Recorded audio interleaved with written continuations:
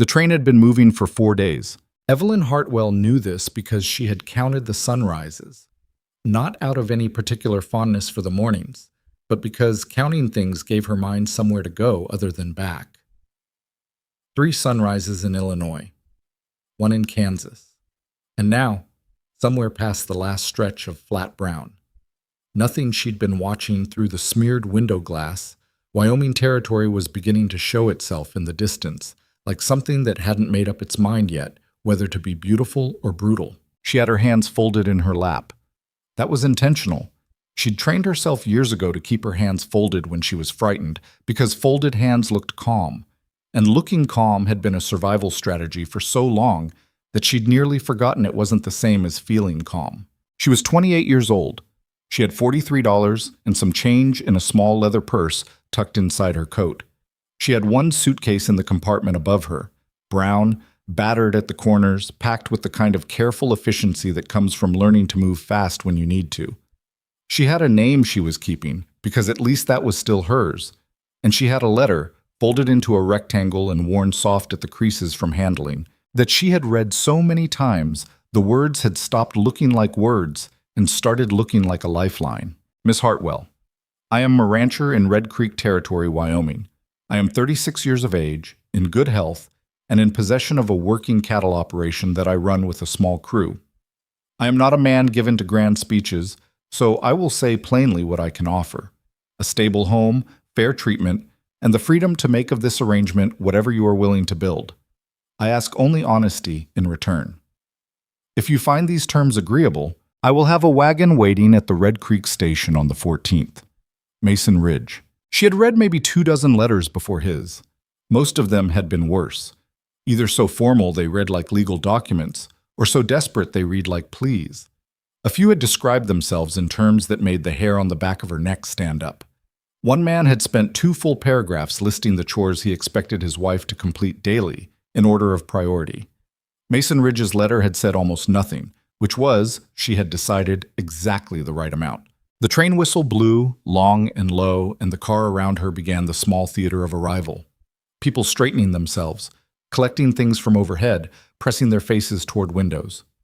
2 children across the aisle woke up from a dead sleep at the sound and immediately began fighting over who had kicked whom, and their mother told them both to stop it in a voice that was tired, in the specific way that only mothers on long journeys with small children can be tired. Evelyn watched all of it without moving. She was good at watching.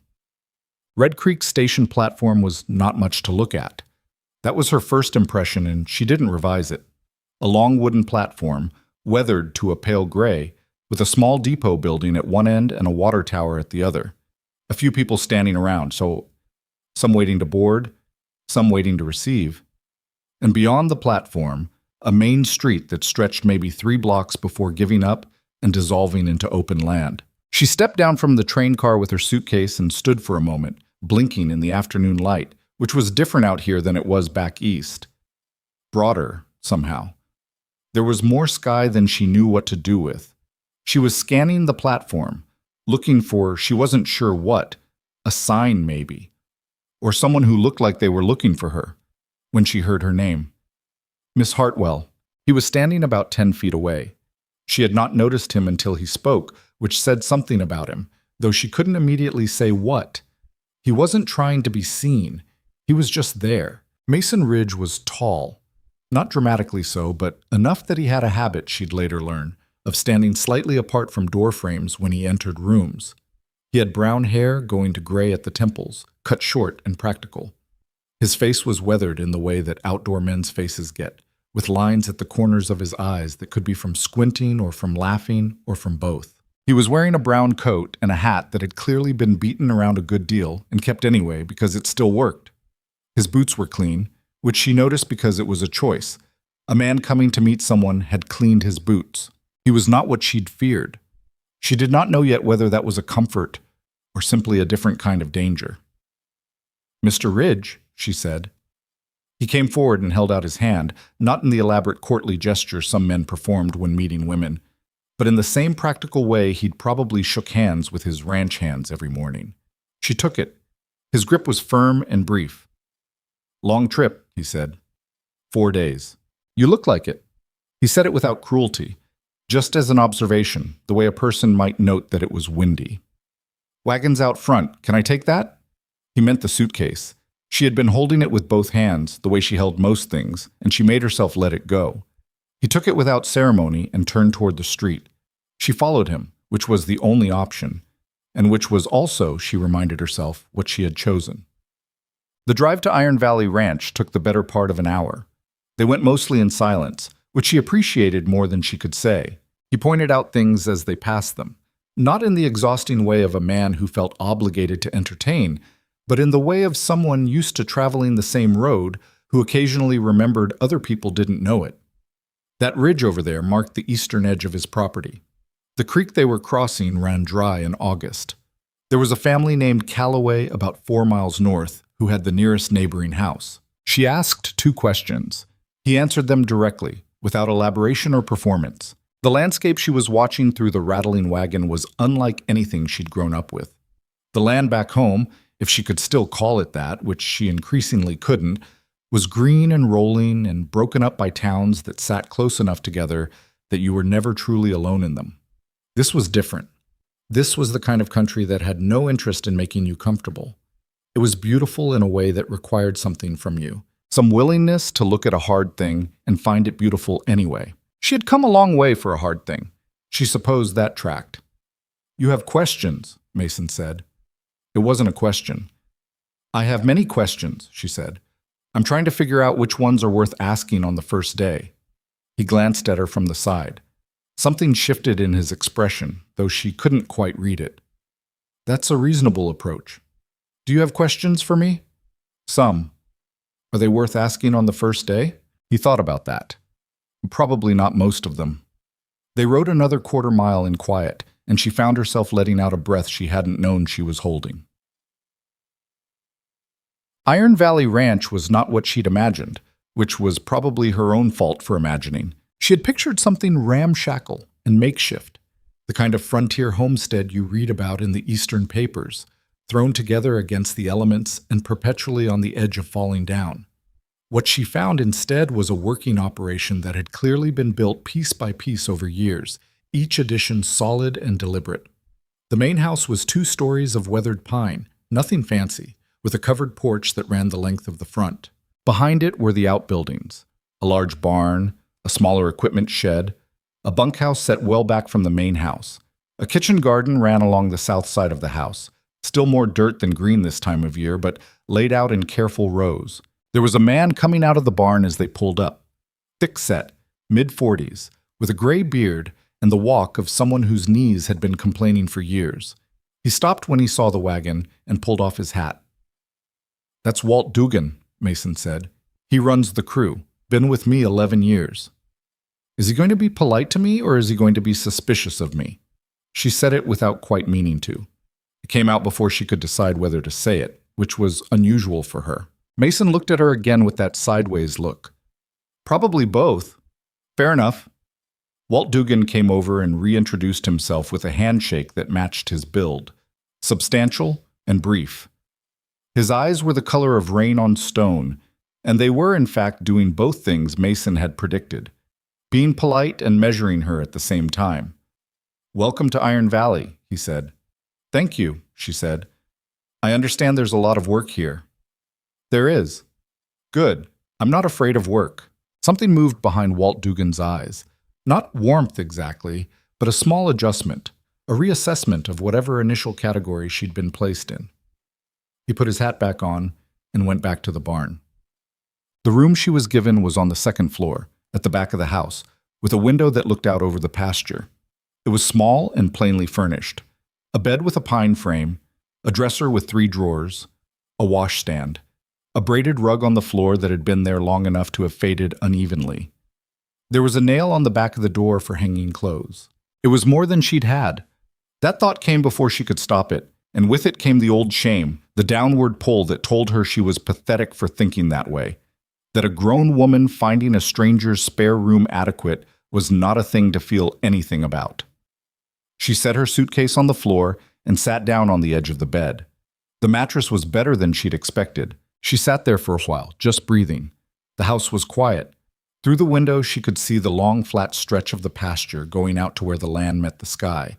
And in the middle distance, there were cattle moving slowly the way cattle always did, with complete indifference to anything that wasn't grass. She had made it. That was the thought she let herself have. She had planned and saved and answered that letter and made it this far. Whatever came next, whatever she would have to learn or earn or survive, she had made it to the starting line. She unfolded her hands and looked at them. Supper that first night was Mason, Walt, and herself, eating at the kitchen table by lamplight. There was beef stew and bread that Mason had apparently made himself. Not expertly, the bread was a little dense, but he'd made it, which she found she respected more than a perfect loaf would have impressed her. Walt ate with the focused efficiency of a man for whom meals were fuel. Mason ate more slowly. Neither of them spoke very much, but neither of them seemed uncomfortable with the quiet, and that was its own kind of information.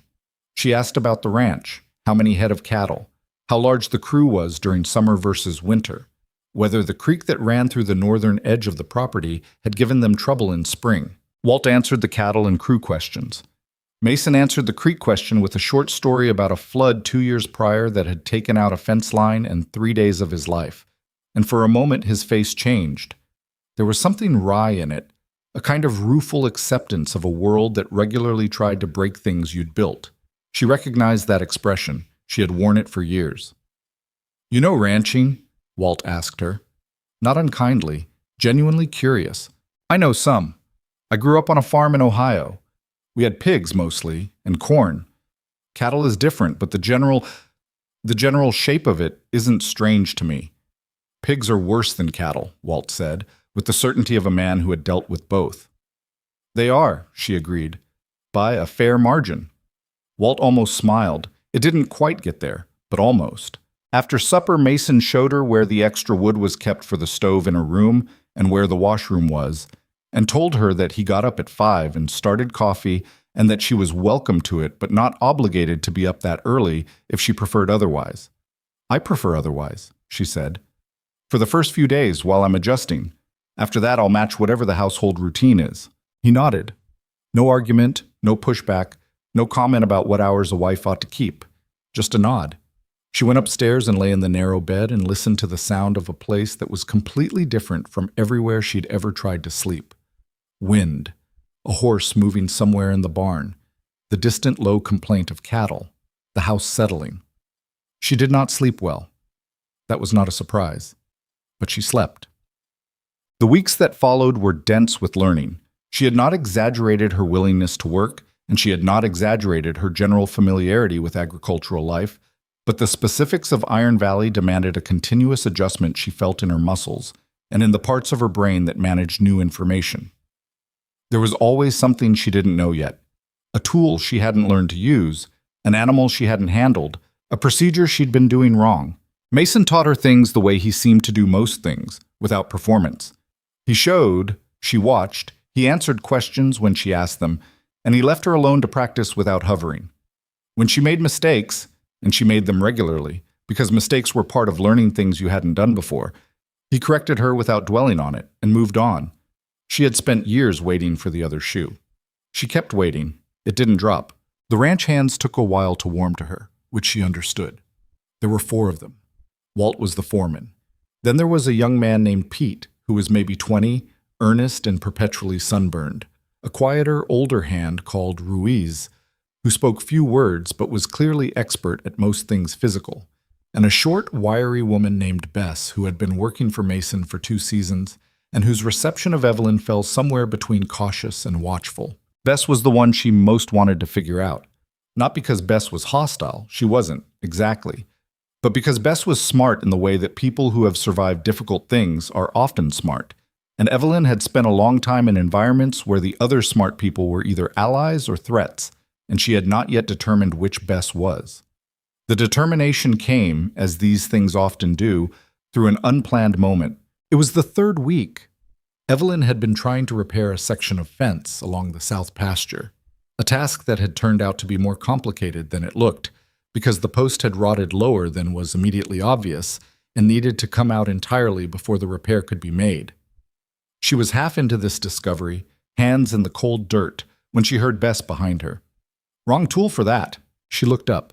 Bess was standing with a different digging implement, longer handled and flat-bladed, which she held out without commentary. Evelyn took it. Thank you. Bess crouched down across from her and began clearing dirt from the other side of the post. She didn't say anything else for a while, and neither did Evelyn, and they worked like that in companionable, or at least functional, silence until the post came loose. You're not what I expected, Bess said finally. What did you expect? I don't know, something more, she gestured vaguely. Helpless. I know how to work, Evelyn said. I've been working since I was old enough to. Where'd you come from, originally? She had expected this question. She had a version of an answer prepared, true in outline, selective in detail. Ohio, small town you wouldn't know. Bess studied her for a moment with the same gray-eyed assessment Walt had given her on the first day. Something happened to you. It wasn't a question. Evelyn felt the familiar clench in her chest, the old instinct to deflect, to redirect, to change the subject with a smile. But something about the way Bess said it, not prying, just naming a fact she'd observed the way you'd note the weather, made deflection feel unnecessary. Yes, she said. Something happened. You don't have to tell me what. I know. Bess picked up the rotten post and set it aside. It happened to me too. Different something, but something. Evelyn looked at her. I'm just saying, Bess said. You don't have to pretend here. Not with me. It was such a small thing to say. 4 words and their context. But Evelyn had been carrying herself so carefully for so long, held in, folded, compressed, that the small space those words opened felt, for one disorienting moment, enormous. Okay, she said. They finished the fence. Red Creek was a town of perhaps 300 people, not counting the outlying ranch families who came in for supplies and mail and the occasional socializing that the frontier both necessitated and complicated. There was a general store, a post office, a small doctor's office, 2 saloons, a church, a school that served about 30 children, and a barbershop that also served as the unofficial men's meeting hall when someone needed to discuss something that benefited from the pretense of having come up naturally. The first time Evelyn went to town was a Wednesday in October, 3 weeks after her arrival. She went with Mason, who had business at the general store and the post office, and who made no production of the fact that he was taking her. Just mentioned the night before that he'd be going in and that she might want to come in case there were things she needed. She had a short list. Thread in 2 colors, a bottle of liniment for her hands, which had cracked in the dry air, writing paper. The town knew who she was before she arrived. This was not surprising. In a community this size, a rancher acquiring a wife through the mail was news that moved faster than either of them, and she had made her peace with that in theory, if not entirely in practice. The general store was run by a man named Harlan Briggs and his wife Cora. Harlan was a fleshy, pleasant man who spoke in the careful syntax of someone who had learned that being agreeable was good for business. Cora was thinner, quicker, and watched people with the bright-eyed attention of a woman who had formed and maintained opinions about most of her neighbors and was not opposed to sharing them. "This is Evelyn," Mason said when they came in. "Mrs. Ridge," Cora Briggs said, reaching across the counter to take her hand. "Miss Hartwell, for now," Evelyn said. "We haven't married yet." This produced a brief recalibration in Cora's expression. She had assumed the arrangement was further along than it was. "Of course," she said, and Evelyn could see her filing the information away. The thing about Cora Briggs, and Evelyn came to understand this over subsequent weeks, was that she was not actually malicious. She was simply a woman who lived in a small town and for whom other people's business was the primary entertainment available. Her interest in Evelyn was genuine, if impersonal, the way a person is interested in any new and potentially interesting development. There were 3 other women in the store when they arrived. One of them, a substantial woman with red hands and the look of someone who ran a large household through sheer force of will, introduced herself as Martha Calloway, the Calloways from 4 miles north. She pumped Evelyn's hand once and said she was glad there was finally a woman at Iron Valley, and said it with the definitiveness of someone who had decided the relevant facts and didn't need further information to have an opinion. The second woman was younger, maybe 23, with a baby on one hip and a preoccupied look that suggested the baby was the less complicated of several current problems. Her name was June Farrell. She smiled at Evelyn and said hello, and then the baby grabbed something off the counter and the moment dissolved. The third was an older woman, gray-haired and still, who stood near the bolts of fabric and regarded Evelyn across the store with an expression that was not unfriendly but was not warm either. She introduced herself as Helen Marsh when Mason brought Evelyn over. She was, Evelyn gathered, one of the longer-standing residents of Red Creek, widowed, with a small house in town and opinions about most things that she expressed with the brevity of someone who had given up being indirect. "You came a long way," Helen said. "I did." "What made you choose Frontier Advertisement over staying where you were?" It was a direct question.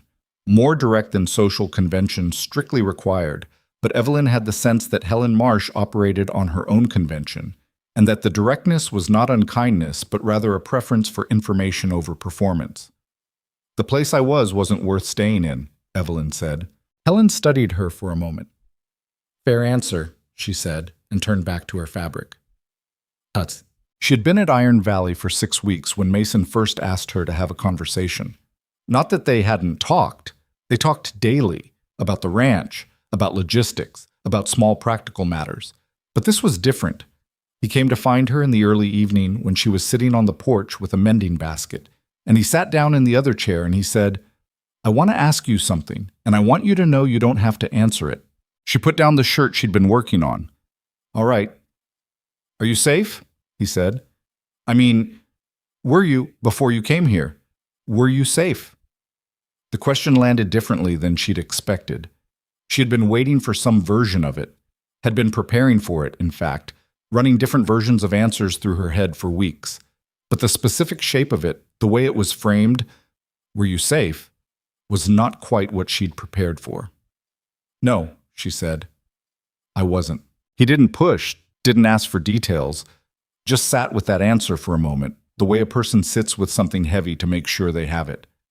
"Is there any chance of that problem following you here?" he asked. "I thought carefully about that before I came," she said. "The answer is probably not, but I can't promise not." He nodded once. "Okay." "That's all?" she said before she could stop herself. "What else would there be?" "I don't know. Most people would want to know more. What happened? Who was responsible? Whether I brought trouble with me." "I'm not asking you to explain yourself," he said. "I'm asking if you're safe, because if you're not, then that's something we'd need to think about. The rest of it," he paused, "the rest of it is yours." She looked at him for a long moment. The porch light was failing. The sun had dropped behind the ridge to the west, and the sky was going from orange to a deep blue that would be dark within the hour. In that light, Mason Ridge looked like a man who had also learned the hard way that life didn't often offer clean explanations, and who had decided some time ago to make his peace with that. "I was married before," she said. "Briefly. He was not a good man." "I'm sorry," he said. "I got out. It took longer than it should have." She looked down at the mending in her lap. "That's the short version." "That's enough of a version," he said. They sat on the porch until it was fully dark, not talking much, and she thought that was one of the more remarkable evenings she had spent in recent memory. Not because anything dramatic had happened, but because she had told a truth she'd been carrying alone for years, and the world had not ended, and the man across from her had not looked at her any differently after. She picked up the shirt again and finished the button she'd been working on. The question of the wedding came up eventually, the way practical things come up between people who have agreed to something without yet specifying its terms. It was Mason who raised it, on a Sunday morning in late October when the first real cold of the season had settled in, and there was ice on the water trough that Walt had broken before breakfast. "We should probably talk about whether this is going to happen," he said. He said it over coffee, in the kitchen, in the plain way he said most things. "The marriage," she said. "Yes." She had been thinking about it. She had been thinking about it a great deal in the way that she thought about important things, carefully, systematically, in the quiet of her room at night when there was nothing to do but think. She had made a list once, on the back of an envelope, of reasons for and against. The list for had been longer, but she'd distrusted herself for that, wondering if she was confusing gratitude for something more substantive. "I want to be honest with you," she said. I'd prefer it. I'm not afraid of you, she said. I want to be clear about that because it matters and I know I've been guarded. But it's not because of you. It's because I spent a long time having very good reasons to be careful, and caution is a habit that doesn't break overnight. I understand that. What I'm less sure of, she said, is whether I know the difference yet between being afraid of the situation and being afraid of you specifically. He considered this. That's an honest answer. It's the only kind I have available. All right, he said. Then we wait until you know the difference. She looked up at him. You're not bothered by that? By what? Taking time? He shook his head. No. Most men in your position, I can't speak to most men. I know that I made an agreement to offer you fair treatment and the room to make of this what you're willing to build. And taking your time to be sure is part of fair treatment. She held the coffee cup in both hands and thought about that. There's something else, she said. Say it. I'm not the person I was before. What happened to me? It changed things. I'm more careful now. I'm slower to trust. I don't always say what I'm thinking because I spent years in an environment where saying what I was thinking was dangerous. She paused. I'm working on that, but it's slow work. Most worthwhile things are, he said. That's not a reassurance I find especially comforting, she said, and it came out drier than she'd intended, with something like humor in it, and Mason Ridge, for the first time since she'd met him, laughed. Not a polite small laugh, but an actual laugh, brief and surprised, and it changed the whole composition of his face. She found herself, against every instinct she had, smiling back. The gossip, when it found her, came in the shape of small things. A look held a beat too long at the general store. A question asked by Martha Calloway with slightly more specificity than neighborly interest required. A conversation that stopped when she walked into the post office, resumed at a lower register, stopped again. She had expected this. She was a stranger, a newcomer, arrived through an advertisement with no family in the territory, no history anyone could verify, no social context that the town could locate and assess. In a community this small, that was not nothing. That was, in fact, an invitation to speculation. What she hadn't expected was how much it would sting. She had told herself it wouldn't. She had told herself she was long past caring what people thought of her, that she had been through things that put small-town gossip in its proper proportion. And she had been right about that, in theory. In practice, she had also been lonely for a long time, and she had allowed herself, in the weeks at Iron Valley, to begin to want to belong here, and wanting something makes you vulnerable to losing it in a way that not caring never does. Bess, who seemed to have a talent for appearing when things were difficult, found her in the barn one afternoon after a particularly pointed exchange at the Briggs store, where Cora had asked, too pleasantly, too carefully, whether Evelyn had family who might be visiting. You look like you want to break something, Bess said. I'm fine. You look fine the way a thunderstorm looks fine. Evelyn put down the harness she'd been mending. She was always mending something, it turned out. The frontier required constant small repairs, and turned to face her. Cora Briggs is asking questions. Cora Briggs asks questions about everyone. It's her primary occupation. These questions have a point to them. Bess sat down on a hay bale. What kind of point? The kind that wants to know where I came from and why I left. She paused. The kind that suspects the answer isn't something I'd want shared.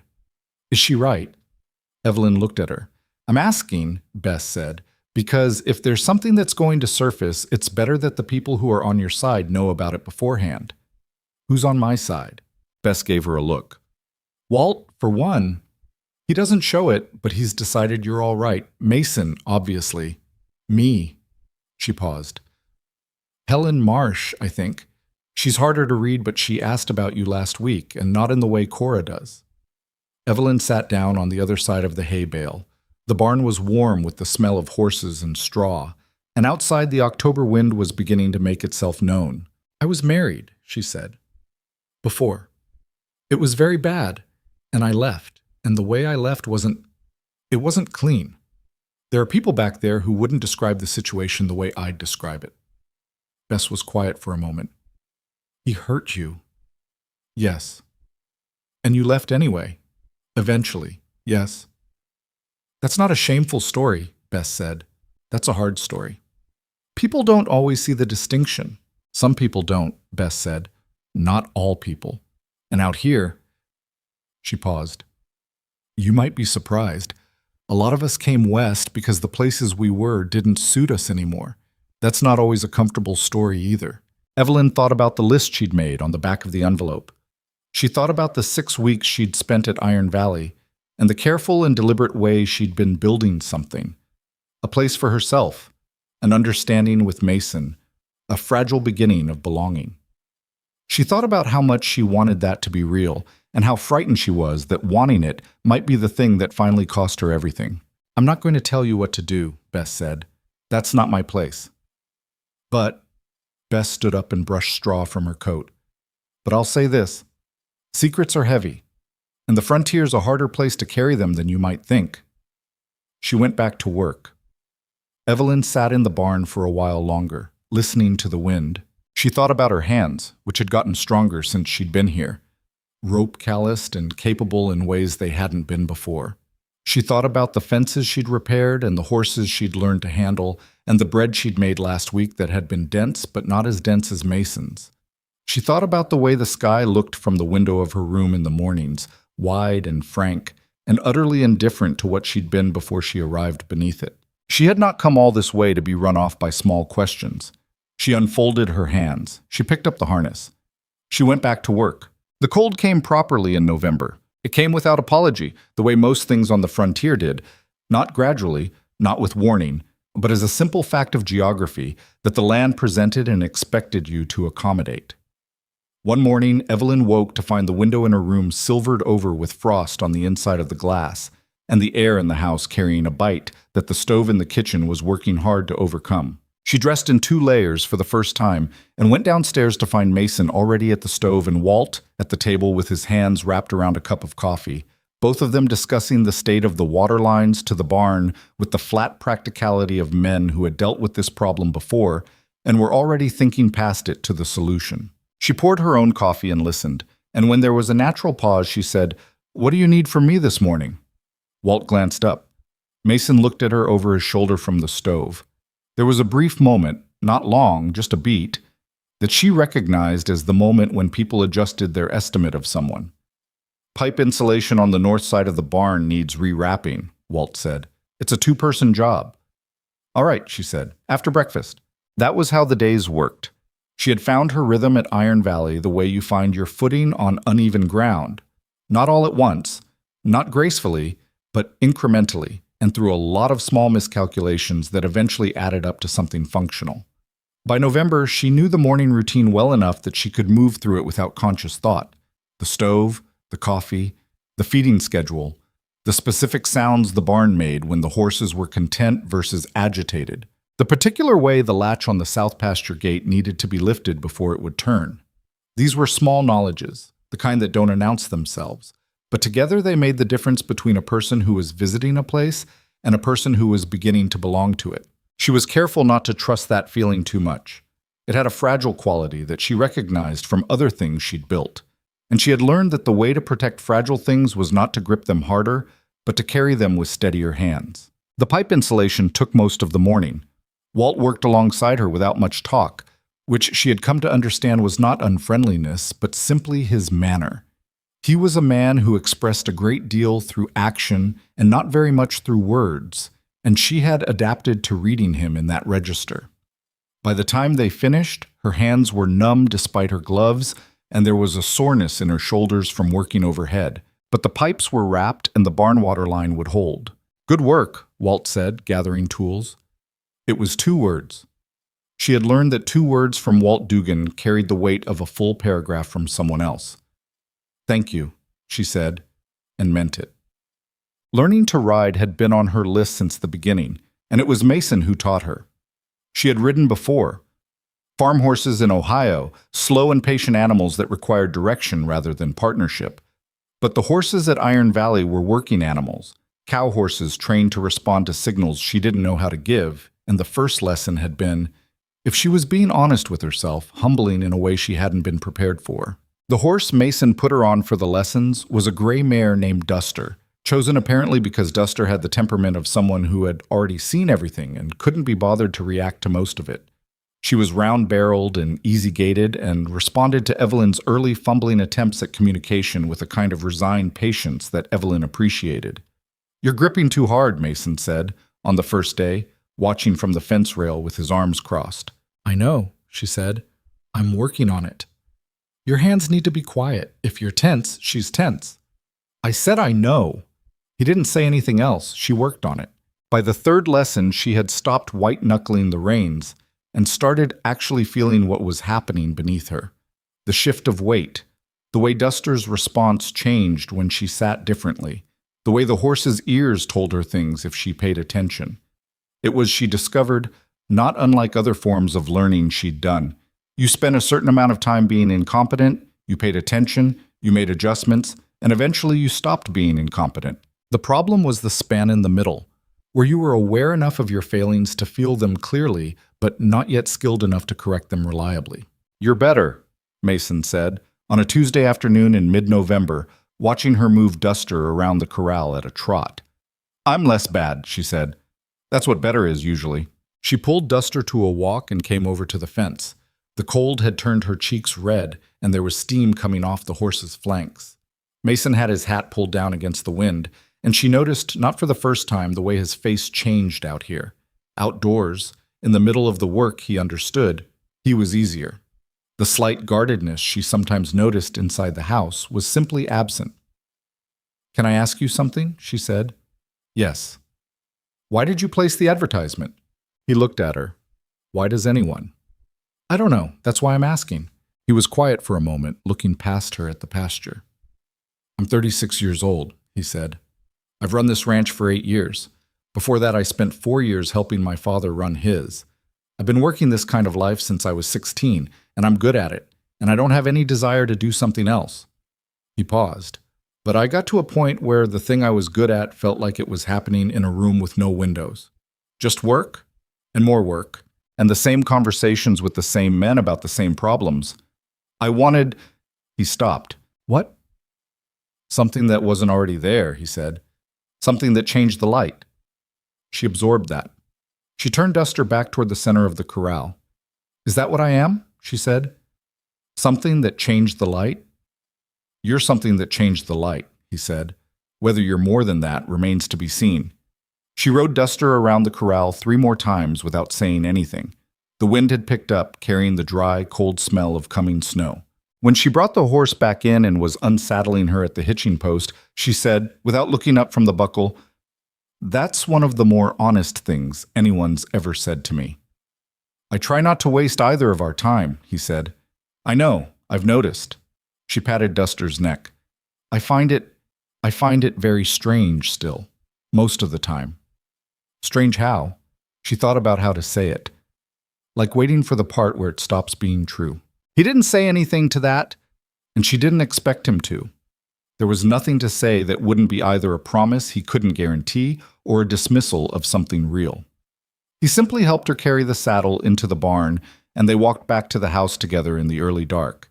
And supper was ready when they got there because Pete, whose week it was for kitchen duty, had made a serviceable if slightly scorched pot of beans. But the first real difficulty with Bess came in December, which surprised Evelyn because she had thought they understood each other. It wasn't a fight. It was smaller than that, and for that reason, harder to address.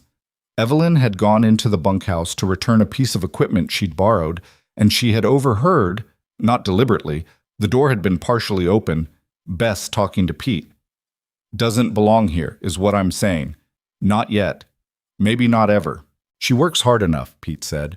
"Working hard isn't the same as belonging. This is Mason's ranch, his life. She's been here 2 months, and she's already—" A pause. "She's got her hands in everything, the schedules, the supplies, the way things are organized. It's not her place." Evelyn had stood very still outside the door for a moment, then walked away without going in. She thought about it for 2 days before she did anything, which was her habit with difficult things. She let them sit until she could look at them steadily. On the 3rd day, she found Bess alone behind the barn, repairing a section of tack, and she said, "I need to talk to you about something." Bess looked up. Her expression was neutral but watchful. "I overheard you," Evelyn said. "The conversation with Pete." Something shifted in Bess's face. Not guilt, exactly, but a kind of recalculation. How much? Enough. Bess set down the leather piece she was working on. All right. I want to ask you something, and I want you to be honest with me because I think you're capable of it. Ask. Do you object to me specifically, or do you object to the situation? Bess was quiet for a moment. Both, maybe, and neither. She picked at the edge of the leather. It's not that I don't like you. I do. I think you're real, which is more than I expected. But things have a way of working here that took time to build, and someone new comes in and starts rearranging things, even if it's well-intentioned. It changes the balance. I understand that, Evelyn said, and I've been trying to be careful about it. I know you have. That's the thing. You are careful, and maybe that's why it bothered me, because if you were careless, I could just write it off. Bess paused. You're not going anywhere, are you? I don't plan to. No, I didn't think so. She picked up the tack again. I shouldn't have said it to Pete. I should have said it to you directly. Yes, Evelyn agreed. You should have. The directness of that, not softened, not cushioned, seemed to surprise Bess, and then something in her expression settled, like a knot that had been worked loose. Fair enough, Bess said. I'll work on it. So will I, Evelyn said. If I've been stepping on what's yours, I'd rather know directly. Same offer goes, Bess said. They stood for a moment in the thin December light. It wasn't comfortable exactly, but it was honest, and Evelyn had learned that honest was frequently more durable than comfortable. She went back to the house and got on with the day. Christmas in Red Creek was a community affair which she had not anticipated and which turned out to be, in ways she hadn't expected, difficult. There was a gathering at the school building, which was large enough to hold most of the town when the desks were pushed to the walls. People brought food, an improbable variety of it, given the season and the isolation, as if the occasion required a kind of abundance that daily life did not. And there was music from a fiddle player named Jim Pratt, who was better than the setting had any right to produce. And there was a great deal of talking and children running in circuits around the adults' legs. Evelyn went with Mason and wore the better of her two dresses, which was still not as good as most of the women in the room, but was decent. She had learned, over the past weeks, some of the social topography of Red Creek, who was friendly with whom, who carried grudges, which families had been there longest, and who had come more recently, and why. The subtle hierarchies that structured small-town life with a rigidity that its residents would mostly deny having. She was managing it. That was the honest description. She was managing the room, the introductions, the questions, the careful positioning of herself as someone who belonged here, which was something she had to work at rather than simply feel. Helen Marsh found her by the food table midway through the evening. You look tired, Helen said. I'm fine. I didn't say you weren't fine. I said you look tired. Evelyn almost smiled. It's a lot of people. It is. Helen helped herself to something from the table and stood beside her, looking out at the room in a way that suggested she was used to watching it, rather than being at the center of it. You've done well, she said, since you arrived. People notice. Which people? The ones worth noticing. And the others? Helen shrugged one shoulder. Let them talk. They'll find something else to talk about eventually. You make it sound simple. I make it sound like what it is. A small room of small concerns. She looked at Evelyn sideways. You've dealt with harder things than this. Evelyn looked at her. What makes you say that? Because only people who've dealt with harder things look at a room full of Christmas cheer the way you're looking at this one. Helen ate whatever she'd taken from the table. I'm not prying. I'm just telling you I see it. Does everyone see it? No, most people are too busy seeing themselves. Evelyn absorbed that. Across the room, Mason was talking to two men she recognized as neighboring ranchers, part of some conversation about spring water rights, from the look of it, the kind of conversation that apparently couldn't be paused even at Christmas. He caught her eye across the distance and gave her a small nod, the briefest check-in, and she nodded back. It was such a small thing, she felt it anyway. He's a good man, Helen said, following her gaze. I believe that, Evelyn said. I'm still figuring out what to do with believing it. Helen made a sound that was approximately a laugh. That's the work, isn't it? She said. The believing and the knowing aren't the same thing. No, Evelyn said. They're not. They stood together in a comfortable silence while Jim Pratt's fiddle moved from one song into another, and the children's circuits grew wider, and the room went on with itself. The new year brought harder cold and more work, which was the frontier's answer to most things. Evelyn had stopped flinching at the mornings. That was one marker she used privately to gauge how she was doing. The mornings had been the hardest part initially, that first waking moment before she was fully conscious when her body still expected the old environment and the old fear. She had woken those first weeks with her heart already racing, already scanning for what was wrong. Now she woke and heard the ranch sounds, the horses, the wind, the distant cattle, and her body recognized them before her mind fully did, and the racing didn't start. It was progress. Small, quiet, internal progress. The kind that no one else would see or know to name. She was taking on more. Mason had started consulting her on certain decisions, not all of them, not the ones that were strictly his domain, but on things like the supply ordering, the schedule for the spring fence repairs, the question of whether to bring on a fifth ranch hand for the busy season. She offered opinions when asked, carefully, trying to read the line between contributing and overstepping. One afternoon in January, Mason put a ledger in front of her at the kitchen table. "I want to show you how this works," he said. He sat down across from her and opened the ledger to the current month's accounts. "I'm not asking you to manage it, but if you're going to be here, you should understand how the finances of the place operate."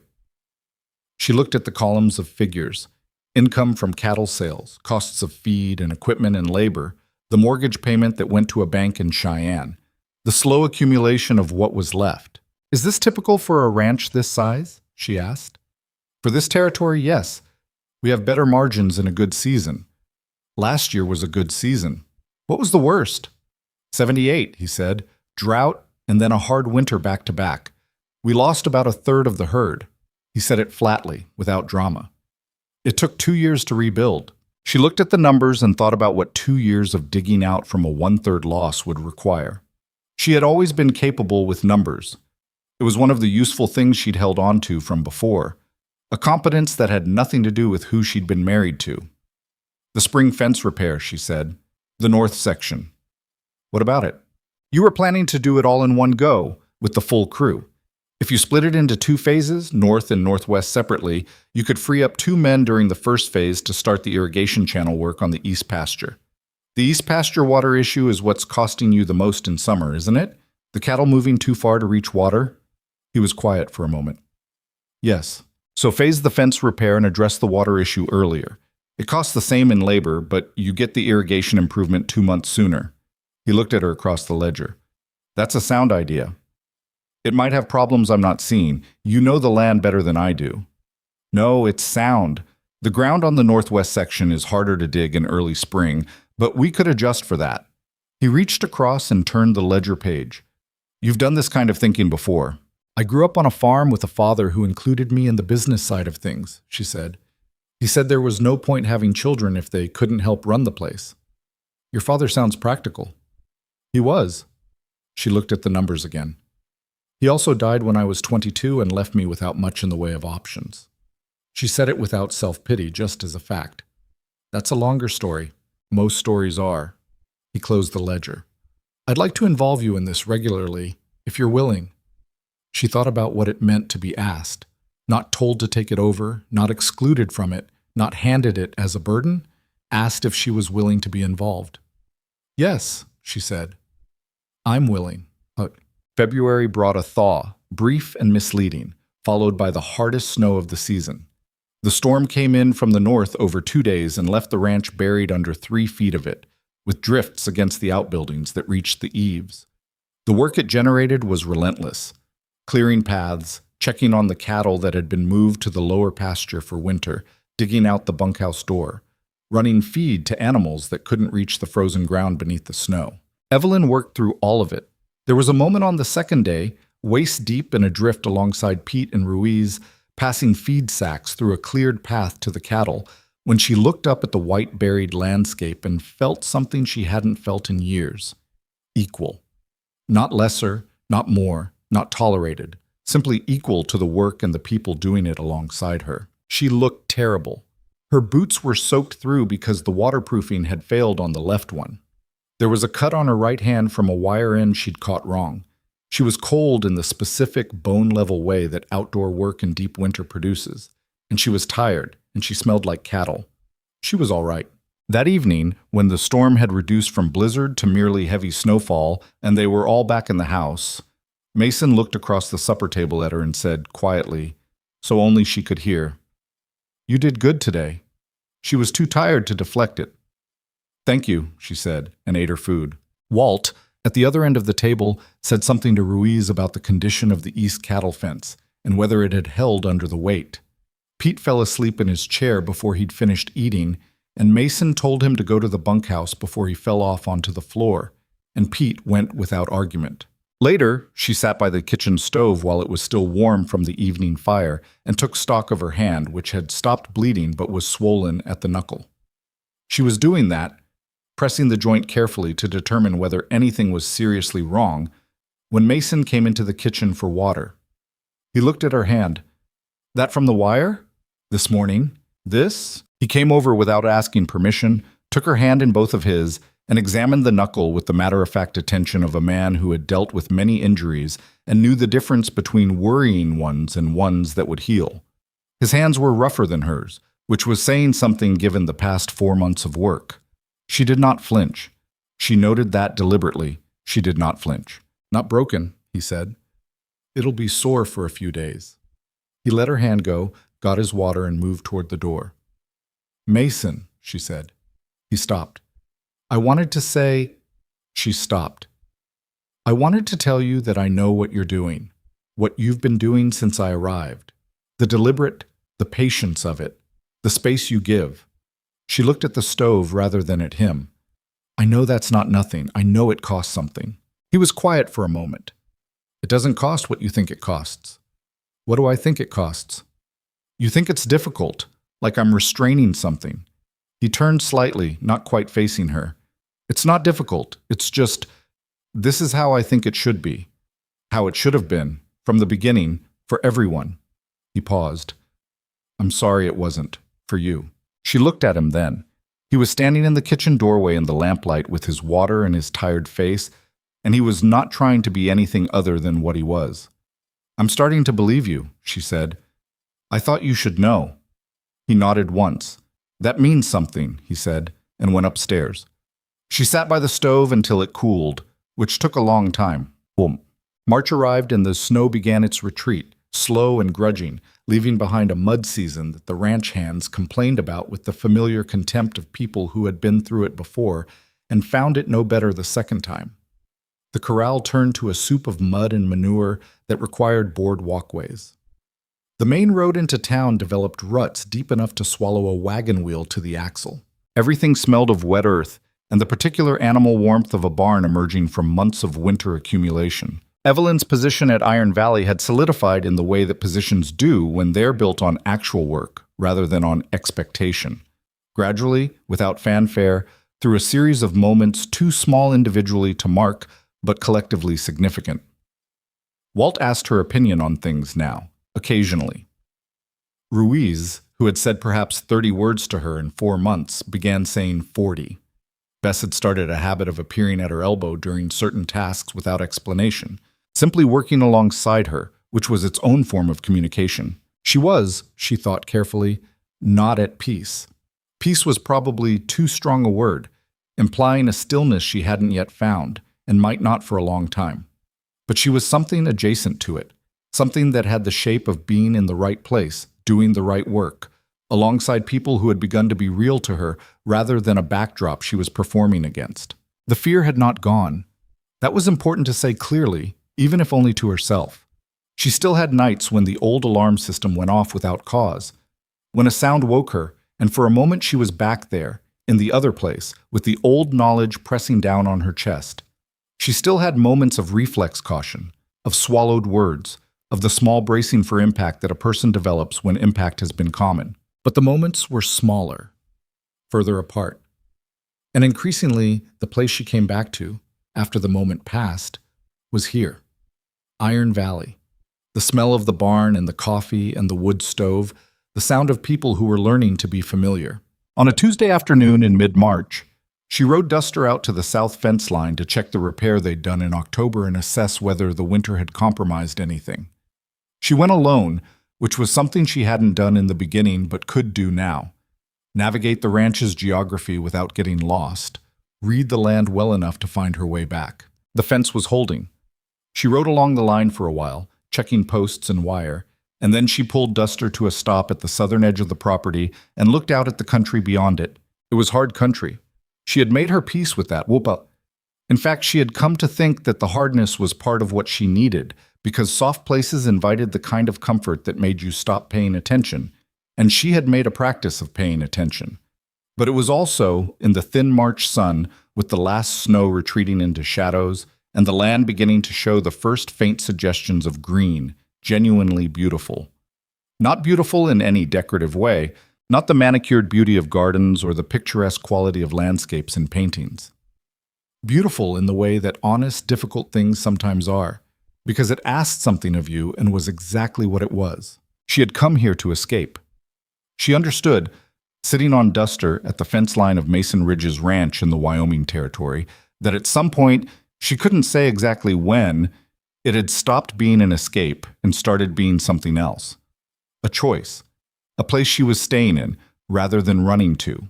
She didn't know what to do with that yet, but she held it as she turned Duster back toward the ranch and started the ride home. The way you hold a thing you're not sure of, but aren't ready to put down. What? The stranger arrived on a Thursday afternoon in late March, which was later than Evelyn would have chosen, had she been given the option of choosing. She was at the general store when she heard the name. She had been talking to Cora Briggs about the fabric order that had finally come in. There was a piece of blue-gray wool she'd been waiting on since January, and she had her back to the door when it opened and a man came in. She didn't hear his name at first. She heard Harlan Briggs greeting him, and she heard the man's voice, a voice with an Eastern cadence, clipped and confident. And something in it made her go still in the way that certain sounds make certain animals go still. She turned. He was 50, or near it, well-dressed by the standards of anywhere, with the look of a man who traveled on business and managed to look prosperous regardless of where he was. He was talking to Harlan Briggs about the road conditions south of town. He had not looked at her yet. She did not know him, but she recognized the type with a certainty that had nothing to do with his face and everything to do with how he stood in the room, the small expansion of space that men like him performed without thinking, the ease of someone accustomed to being the most important person in whatever conversation he was having. He had come from back east. She didn't know how she was sure of this. She simply was. She paid for the wool and left without finishing the conversation with Cora, who called after her that she'd forgotten her change. She went back and got it, said thank you without meeting Cora's eyes, and walked out into the March air. She stood beside the wagon for a moment, hands in her coat pockets, looking down the street. He might be nobody. He might be a businessman passing through, which happened, on the road that ran east through the territory. He might have no connection to anything in her past. She drove back to the ranch. She did not mention it to Mason. She put the wool away and went about the rest of the day in the practical, purposeful way she had developed for moving through difficult moments. One task, then the next, and not too far ahead. But that night, for the first time in 2 months, she woke at 3 a.m. with her heart already going and didn't fall back asleep until dawn. She gave it 3 days. That was the span of time she allowed herself to hope she had been wrong. That the man in the general store was simply a businessman passing through on his way somewhere that had nothing to do with her. That the Eastern cadence of his voice and the particular quality of his ease in that room were coincidences. Things she'd assembled into a threat because her nervous system had been trained for years to find threats in coincidences. On the 3rd day, she rode into town for a legitimate reason. There was a supply order to place with Harlan Briggs, and she heard his name from Martha Calloway before she'd even tied the horse. Doyle, I think, came down from Cheyenne, staying at the Hendersons' boarding house, apparently, which everyone knows is half the price of the one on Carver Street. So draw your own conclusions about what kind of businessman he really is. Martha was telling this to June Farrell, who was standing outside the post office, with the baby on her hip, in the new, suspicious way of a child who had recently learned that strangers existed and was still forming opinions about them. Doyle, Evelyn said, and something in her voice made both women look at her. "That's right," Martha said. "Edwin Doyle. You know him?" "No," Evelyn said. "The name just... No, I don't know him." She went into the general store and placed her order and left quickly enough that Cora Briggs only managed one probing question instead of her usual 3. Edwin Doyle. She turned the name over on the ride back to the ranch the way you turn something in your hands to check it from every angle.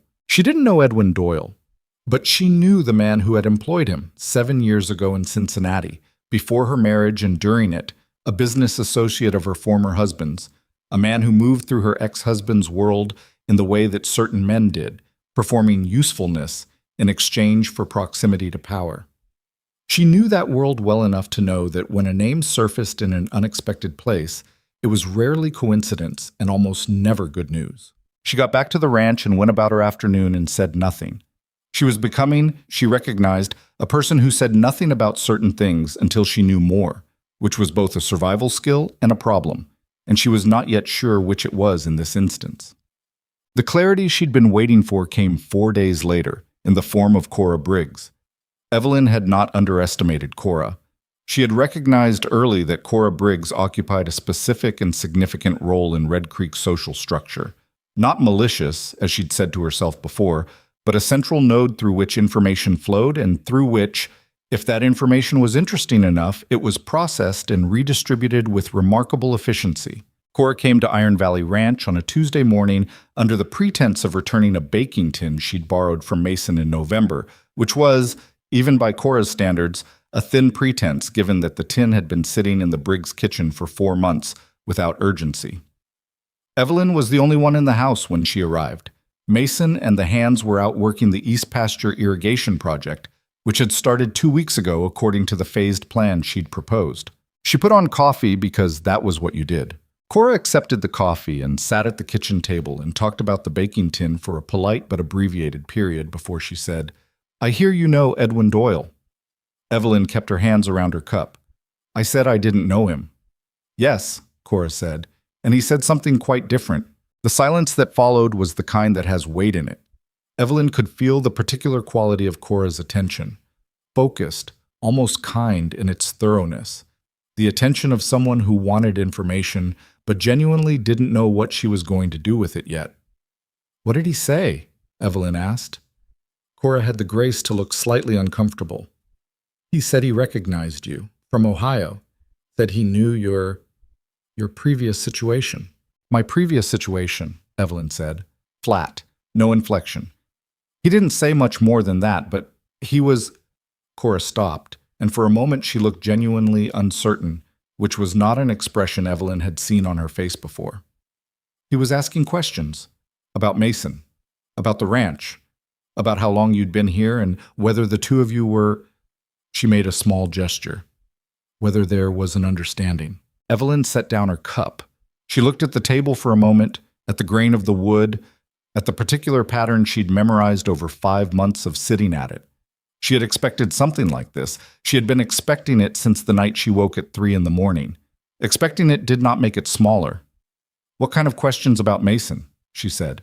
"About his standing in the community, his reputation, whether he was a man who..." Cora paused, choosing her words with care that she didn't usually bother with. "Whether he was a man who would be harmed by association with something unfortunate." Evelyn looked up. "He's trying to determine whether what he knows about me is useful." Cora's expression confirmed it without requiring words. "He's not a businessman," Evelyn said. "Or not only a businessman, he does work for people who need information managed." She said it plainly because plain was the only way through this. "The man he works for was my husband, my first husband, the one I left." Cora's hands moved around her coffee cup. "Oh," she said, "the situation I left was not simply a bad marriage.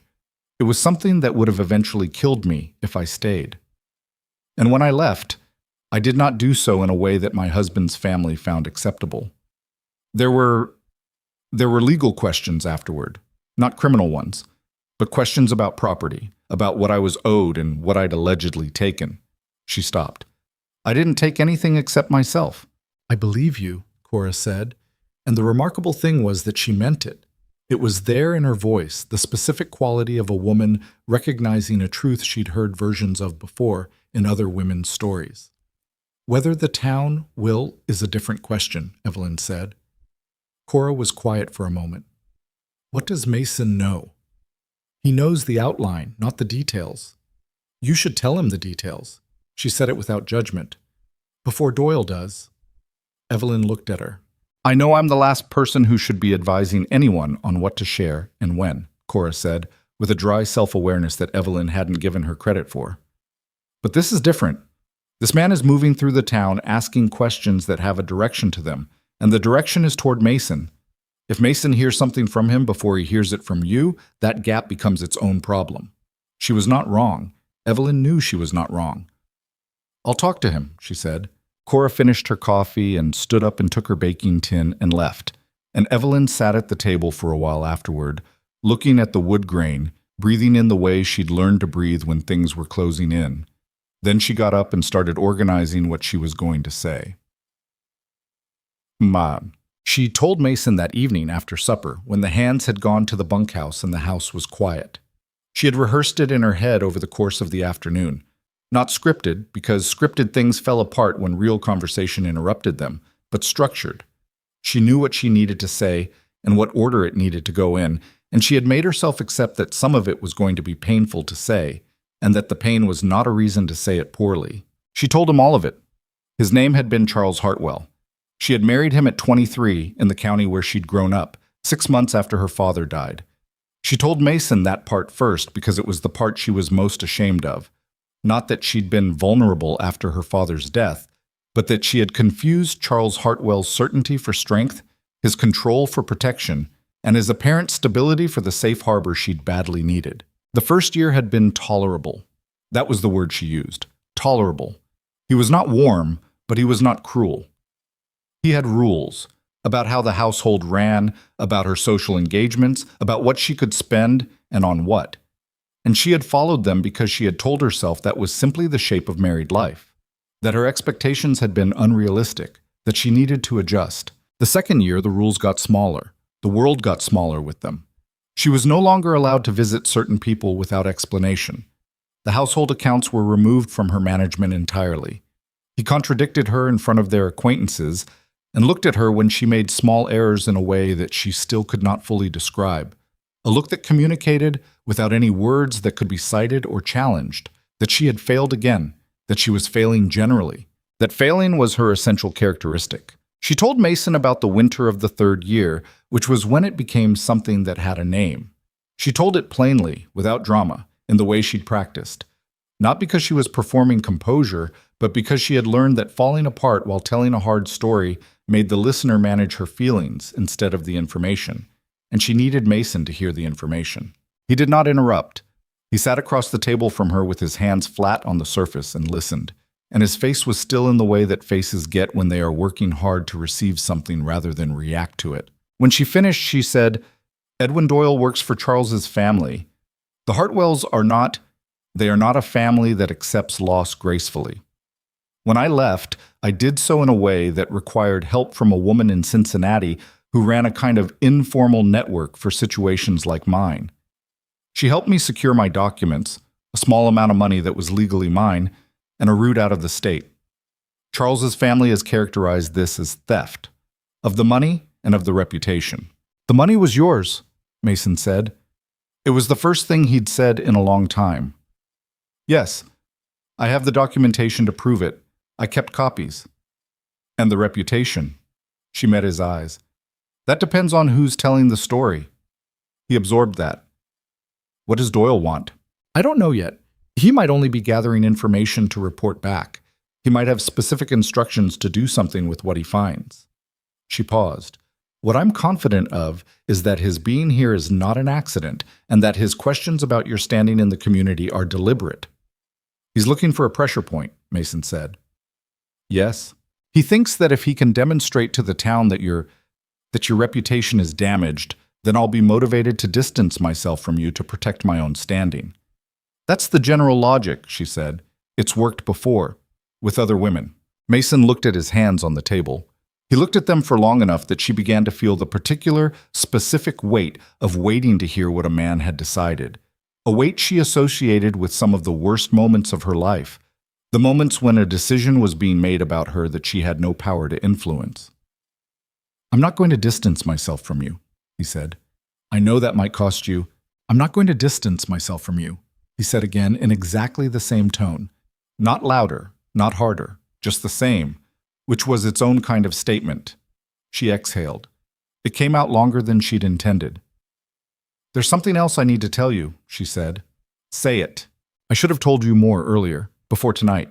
I knew there was a possibility of this. Not this specifically, but something like this. And I chose to say less because saying more felt like handing you a reason to send me away." She looked at the table. I should have trusted you more than that.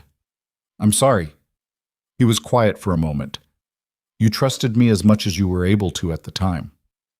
"That's a generous way to frame it." "It's an accurate one." He stood up. "I'm going to talk to Walt tonight. He needs to know what's happening in case Doyle shows up here asking questions of the crew." "Walt?" she said. "Not just Walt."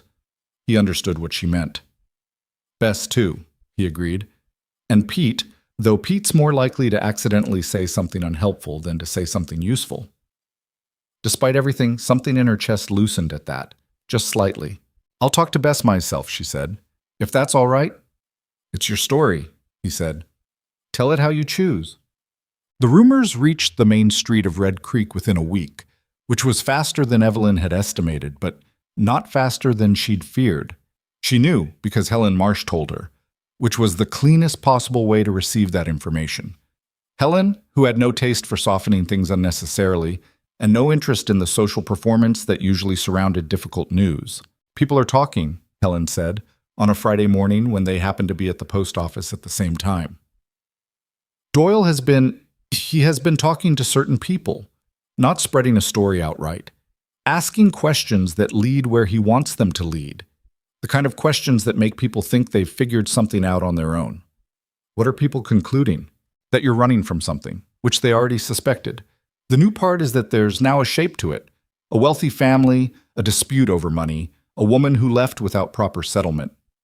Helen looked at her steadily. "Some are sympathetic, more are uncertain. A few are—" She paused. "A few are the kind of people who decide based on who seems more credible, and a well-dressed man from back east who speaks in complete sentences seems credible to people who value that kind of thing." "And what do you think?" Evelyn said. Helen looked at her with the flat, clear gaze of a woman who had been making up her own mind for a long time. "I think the story you told me in that room over Christmas, the one you told with your eyes and not your mouth, is the true one. I think the rest is politics." She paused. "But I'm one person." The week that followed was the hardest since Evelyn had arrived in Red Creek. It wasn't that people were outwardly cruel. Most of them weren't, because Red Creek was not, at its core, a cruel place. But there is a particular quality to a community in the process of making up its mind about someone, a kind of social suspension that feels like standing on ice and not knowing yet whether it will hold. Conversations that had been warming for months cooled back toward formal. Martha Calloway, who had been reliably and volubly friendly, was still friendly but with a new, slight hesitation that she probably didn't know she was performing. June Farrell waved from across the street rather than stopping to talk. Evelyn carried it the way she'd been carrying things her whole life. Upright, forward, one task then the next. She went to town when there were reasons to go, and she did not avoid the spaces where people were. She was polite and direct and did not offer explanations to people who hadn't asked. Bess knew everything by now. Evelyn had told her the full version, not the outline, in the barn one evening. The same barn where they'd first talked, almost 5 months ago, about the fence post and the wrong tool and the things that had happened to both of them. Bess had listened without interrupting, which was not her natural tendency, and when Evelyn finished, she said, "What can I do?" "You're already doing it," Evelyn said. "Knowing it, so that if someone asks you something, you know it's true. And if someone asks me something and the truth isn't what they want to hear, then tell it anyway," Evelyn said. "That's all I'm asking." Bess had nodded in the particular definitive way of someone making a commitment rather than agreeing to a condition. "Gut," Edwin Doyle came to Iron Valley Ranch on a Wednesday afternoon when Mason was in town, and Evelyn was the only person near the main house. She saw him coming down the access road from the front window of the kitchen, where she'd been working on the quarterly accounts.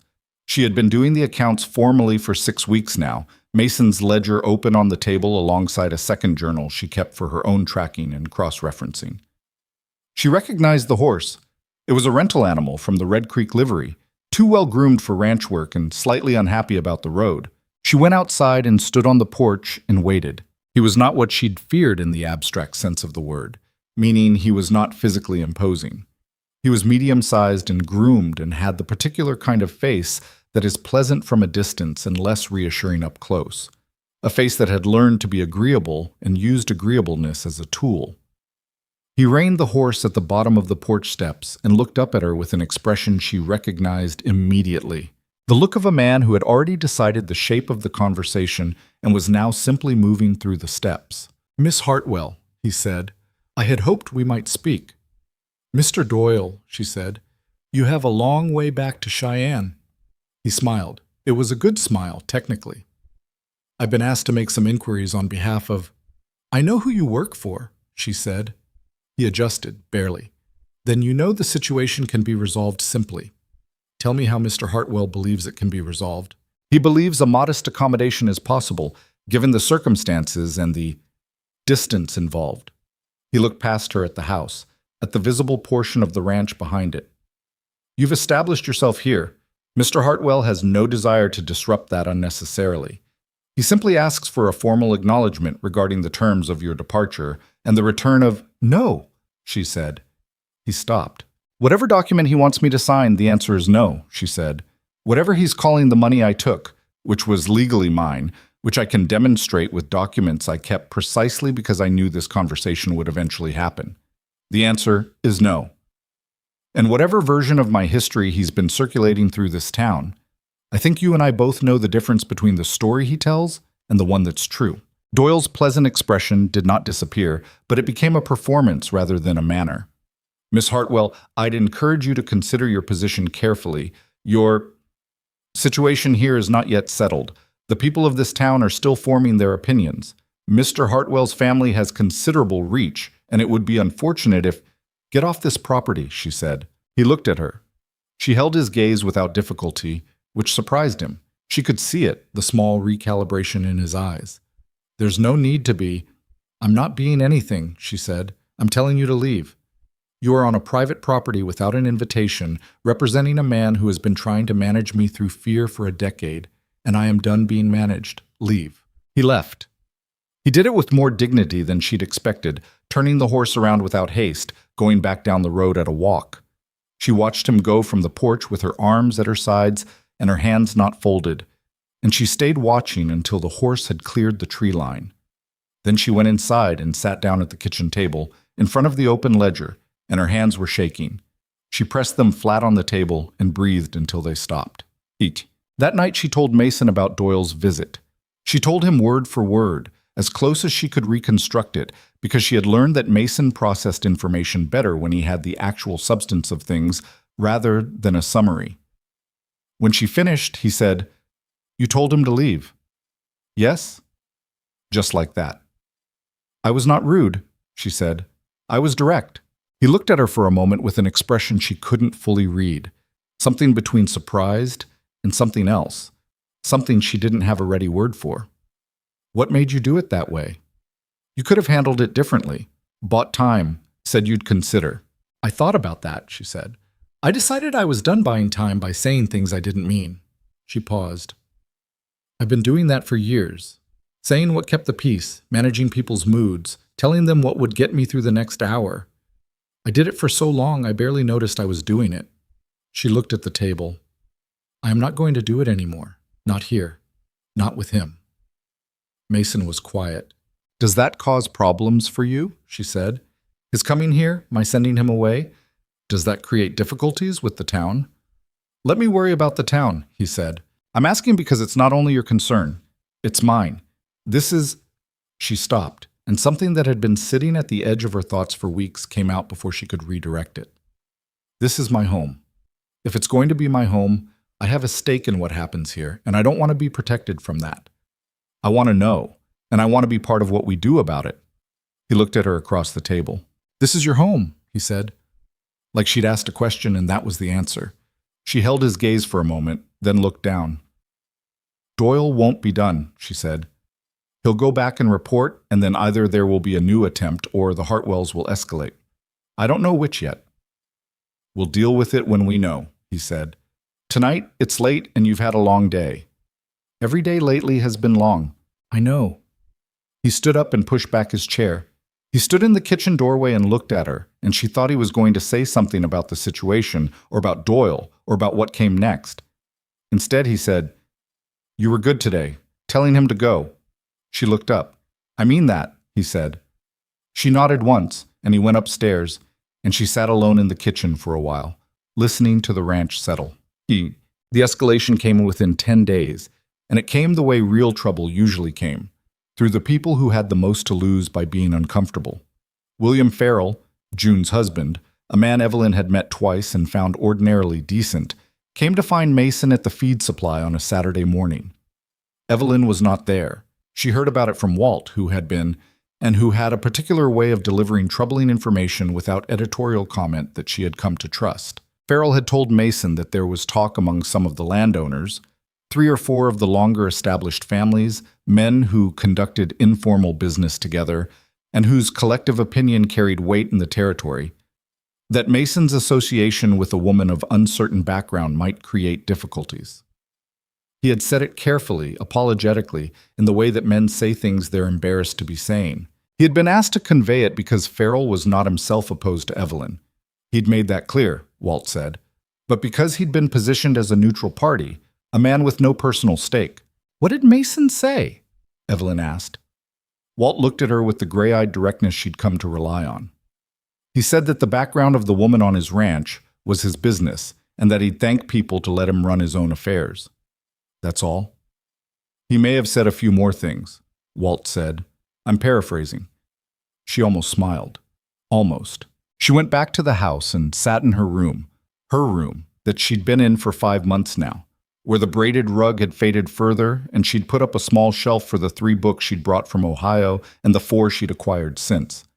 She looked at the window and the pasture beyond it, and she thought about everything she had built here, every fence she'd repaired, every account she'd balanced, every conversation she'd had with Bess in the barn, or Walt in the corral, or Mason at the kitchen table.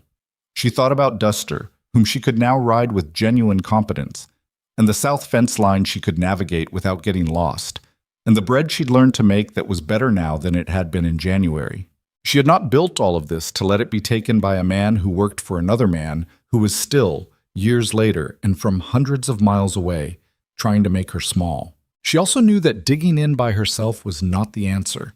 She had spent years managing things alone because she'd had to, because there had been no one to carry any part of it with her, and it had cost her in ways she was still discovering. But she was not alone here.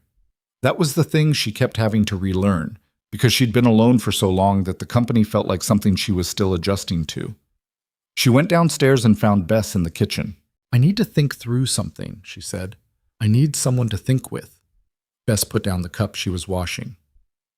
All right, she said, and sat down. They talked for an hour. Bess asked sharp questions and said honest things and did not tell Evelyn what to do, which was, Evelyn thought, the thing she needed most. Not direction, but a person thinking alongside her. At the end of it, Evelyn knew what she was going to do. She didn't know if it was the right thing. She wasn't sure there was a right thing exactly in the situation she was in, but she knew it was the true thing, which was the next best option. She was going to stand in front of this town and tell them the actual story, not the outline, not the managed version, not the careful deflection she'd been practicing since the moment she stepped off the train. The real one. The hard one. She was going to tell it before Doyle did, before he controlled the frame, before the Hartwells' version became the default one because hers was absent from the field. That's terrifying, Bess said when she'd laid it out. Yes, Evelyn said. Good, Bess said. It should be. That means it's real. The occasion that presented itself was not dramatic. The town held a monthly meeting at the school building. Practical matters, mostly. road maintenance and shared resources, and the kind of community logistics that required coordination. It was not a gathering designed for personal confessions or public reckonings. It was just a room full of people who needed to talk about spring road repairs. She asked Mason if she could come. He looked at her. "You've never been to the monthly meeting." "I know." "You have something you want to say." It wasn't a question. She had stopped being surprised that he could read her well enough to do that. "Yes," she said. He considered this for a moment, not with uncertainty, she thought, but with the careful deliberateness of a man working out whether what he was about to agree to was right, not convenient. "I'll be there with you," he said. "I'm not asking you to defend me." "I know you're not," he said. "I'm telling you, I'm going to be there." The meeting was on a Tuesday evening. 43 people, by her rough count, which was most of the town's adults and several of the older children whose parents hadn't been able to leave them at home. Edwin Doyle was not in the room, but she knew he was still in Red Creek, at the Hendersons' boarding house, and that his absence from this gathering was deliberate. A man who was influencing things through channels didn't need to be present at the moment his influence arrived. She waited through the road repair discussion and the question of the spring water trough near the school, and when there was a natural pause, she stood up. The room went quiet in the specific way that rooms go quiet when something unexpected is happening and people aren't yet sure whether to resist it. She stood up straight, with her hands at her sides, and she began to talk. She told them her name. She told them where she had come from and why she had left. She told them the shape of her marriage without making it a performance. Plain, direct, in the voice she'd used with Mason the night she told him, not to provoke pity, but to establish truth.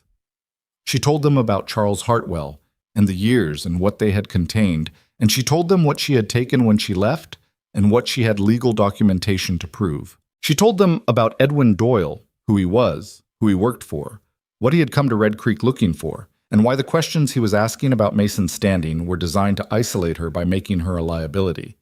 The room was still. Not hostile, not warm. Still.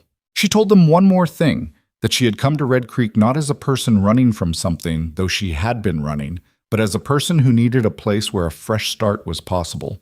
That she had worked at Iron Valley for 5 months, and that the work she'd done there was real, and that the woman who had stood up in this room was not the woman who had stepped off the train in October.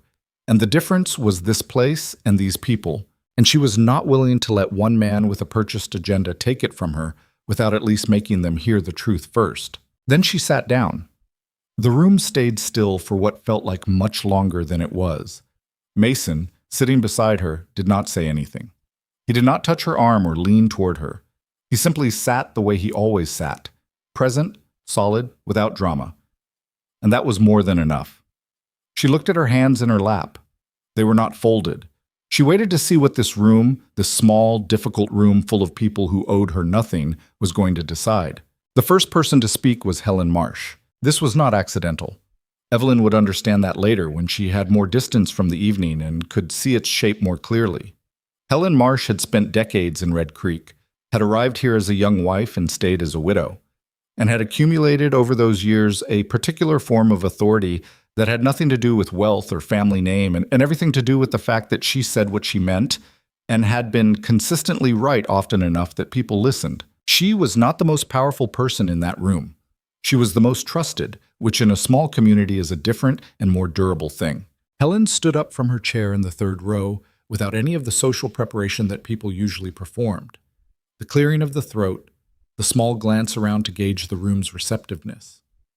She just stood. "I've known this woman for 5 months," she said. "Not well. We haven't had the occasion for that. But I've watched her. In this town, and at the general store, and at the Christmas gathering. I've watched how she carries herself and how she talks to people and how she works, from what I can see of it." She paused. "And I will tell you what I think, since that's what we're all in the business of doing tonight, apparently. I think she told us the truth just now. And I think the man who's been moving through this town asking pointed questions is not interested in truth.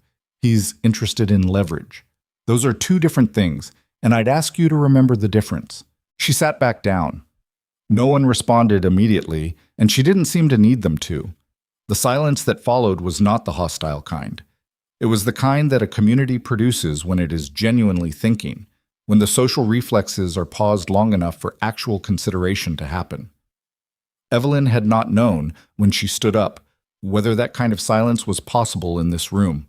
She knew now that it was, and that was something. The second person to speak was Jim Pratt, the fiddle player, which was not the context in which she'd previously thought of him. But it turned out Jim Pratt was also a man who'd been in Red Creek for 12 years, and who had a directness that was different from Helen's, less formal and more blunt. "I don't know anything about this woman's history," he said. "I don't know the man she left or the family that sent someone after her. But I know what a person looks like when they're telling the truth, and I know what a person looks like when they're working an angle. What I just heard from her was the first thing." Michkoas, Maso. He glanced toward the door, as if Doyle might be on the other side of it. "What I've been hearing around town for 2 weeks was the second thing." "Well," he shrugged. "That's all I've got to say." Cora Briggs did not speak. Evelyn had half expected her to. Cora was not shy about the floor, but she sat in her chair near the window with a particular expression that Evelyn read as a woman who was reassessing several things at once and didn't want to do it out loud while the reassessment was still in progress. Franklin Hale spoke. He was one of the longer-established landowners, a heavy-set man in his 50s with a beef operation twice the size of Iron Valley, and he was the kind of man whose opinion carried weight in the room simply by virtue of his belonging to the category of people whose opinions were expected to carry weight. He said he was not unsympathetic, but that there were questions about the legal situation that he would want answered before he felt comfortable making any kind of statement, and that the community's position as a whole was something that needed to be considered carefully. He said it in the careful syntax of a man leaving himself room to decide later. It was not a declaration of support. It was not opposition either. It was the sound of a man who had not made up his mind, being unwilling to be rushed. Evelyn had expected that too. What she had not fully anticipated was William Farrell. He had been the man who delivered the message to Mason from the landowners, the one Walt had described as having been positioned as a neutral party. He'd sat through the meeting with his hat in his hands, and when he spoke, it was with the awkward discomfort of someone correcting a wrong they participated in. "I was asked to carry a message," he said. "I'm going to be honest with you all. I wasn't comfortable with it. I did it because I thought being neutral was the right thing, and I've been sitting here for the past 30 minutes understanding that neutral isn't always what it looks like." He didn't look at Evelyn directly. He looked at the floor, then at the room. "I live 4 miles from Iron Valley. My wife knows Mason Ridge. We know what kind of man he is, and we know the kind of work that happens on that ranch. I should have said that before I carried anybody's message." He stopped. "That's all." He sat down. June Farrell, beside him, said nothing, but her hand moved to his arm and stayed there. That mattered. These were small gestures, and they were not resolutions. The room had not reached any resolution, and Evelyn was clear-eyed enough to know that a community meeting could not simply decide to be on the right side of something in the space of 40 minutes. But there were people in this room who were thinking rather than reacting, and some of them were thinking in the right direction, and that was more than she'd known was possible when she stood up. Then Mason stood up. "But..." She had told him she wasn't asking him to defend her. She had meant it, and she believed he had understood that she meant it. So when he stood, she watched him with the specific attention of someone who does not know exactly what is coming, even from a person they have learned to read. He was not a man who performed in front of crowds. She knew this about him. He ran his ranch through direct conversation and consistent action, and he did not rely on speech-making or the kind of authority that announces itself. When he stood in that room, he looked, as he always looked, like himself. A man in a brown coat and worn-down boots who had been working since before sunrise and would be working again at first light tomorrow. "I'm not here to argue for her," he said. His voice carried easily in the room without effort. "She doesn't need me to argue for her. She made her own case." He paused. "I'm here to say something simpler than that, which is this. I have spent 36 years living in and around this territory, and I know what this community is and what it can be. I've seen it come together over fires and floods, and the kind of winters that would break a person who didn't have neighbors. I've seen people here choose the harder right thing when the easier wrong one was available." He looked around the room without challenge, just directness. The man who's been asking questions in this town for 2 weeks is not a neighbor. He doesn't live here. He doesn't have a stake in what Red Creek is. He came here to use this community as a lever against a woman who has worked on my ranch for 5 months, who has done every task asked of her, who has conducted herself with more honesty than most people manage in easier circumstances. He stopped. I'm asking this town to be what I know it can be, that's all. He sat down. The room was quiet again. Different quiet this time. Evelyn looked at her hands. She had been looking at her hands at intervals all evening, the way you check a compass when you're not certain of direction. They were not folded. They were not shaking.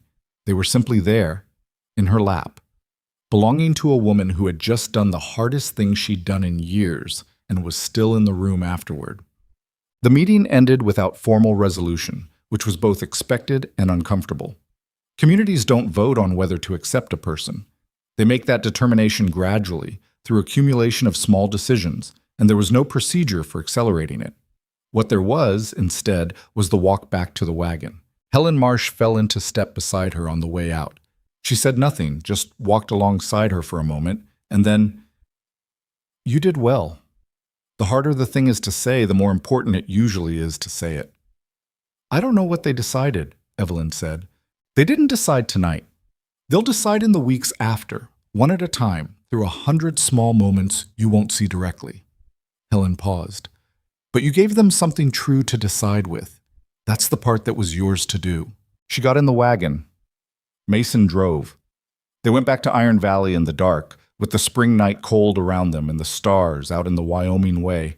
Not sprinkled, but flung, extravagant. The kind of sky that only presents itself when there's no competing light. She said, after a while, "You didn't have to say what you said." "I wanted to say it," he said. "It might cost you, with Hale and the others." "It might," he agreed. "That doesn't bother you." "It's not that it doesn't bother me," he said. "It's that some things are more important than whether they're inconvenient." He kept his eyes on the road. "I've been careful with my standing in this community for a long time. I've been diplomatic when I could have been direct. I don't regret that generally, but tonight wasn't the moment for diplomatic." She sat with that. The wagon moved through the dark, and the horses knew the road well enough that the pace was steady. "I owe you an apology," she said. He glanced at her. "For not telling you the full story sooner. I know I've said this, but I want to be clear about what I mean. It wasn't only about self-protection. It was also that I didn't fully trust you yet, and I should have told you that instead of just managing around it. You deserve the honesty." "You told me when you were ready," he said. "That's the generous version. There are worse versions, and none of them are as useful as moving forward." She looked at the road ahead. "You're a frustratingly reasonable person."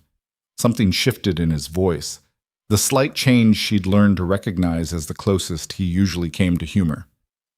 "I've been called worse."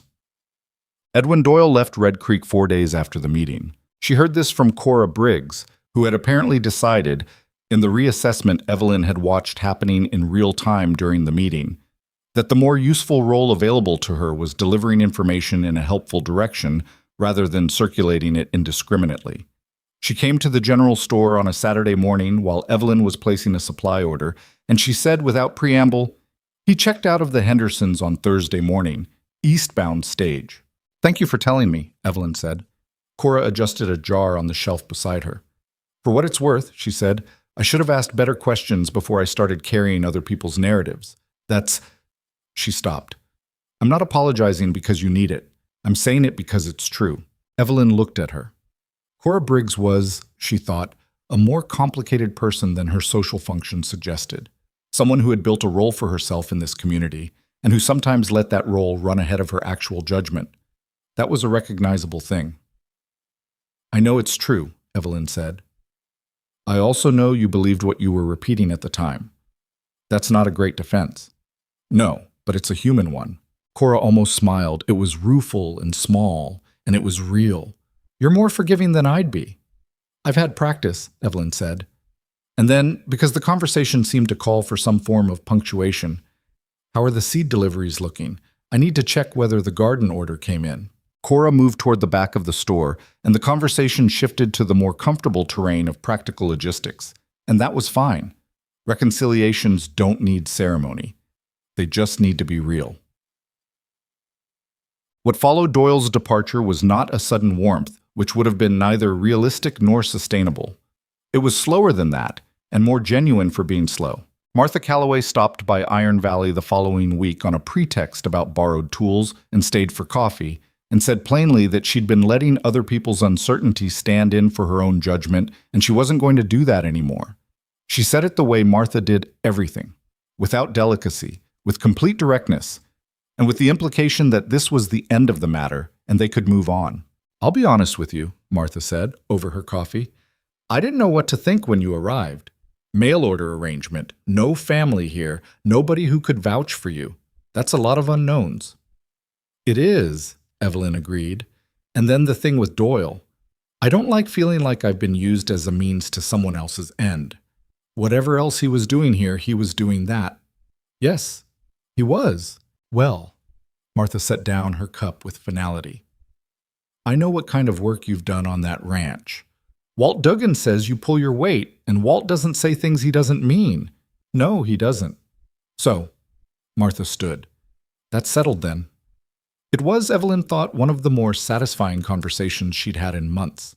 June Farrell came with her baby on a different afternoon, unannounced, slightly apologetic, with the air of someone who had decided to do something and arrived before she could talk herself out of it.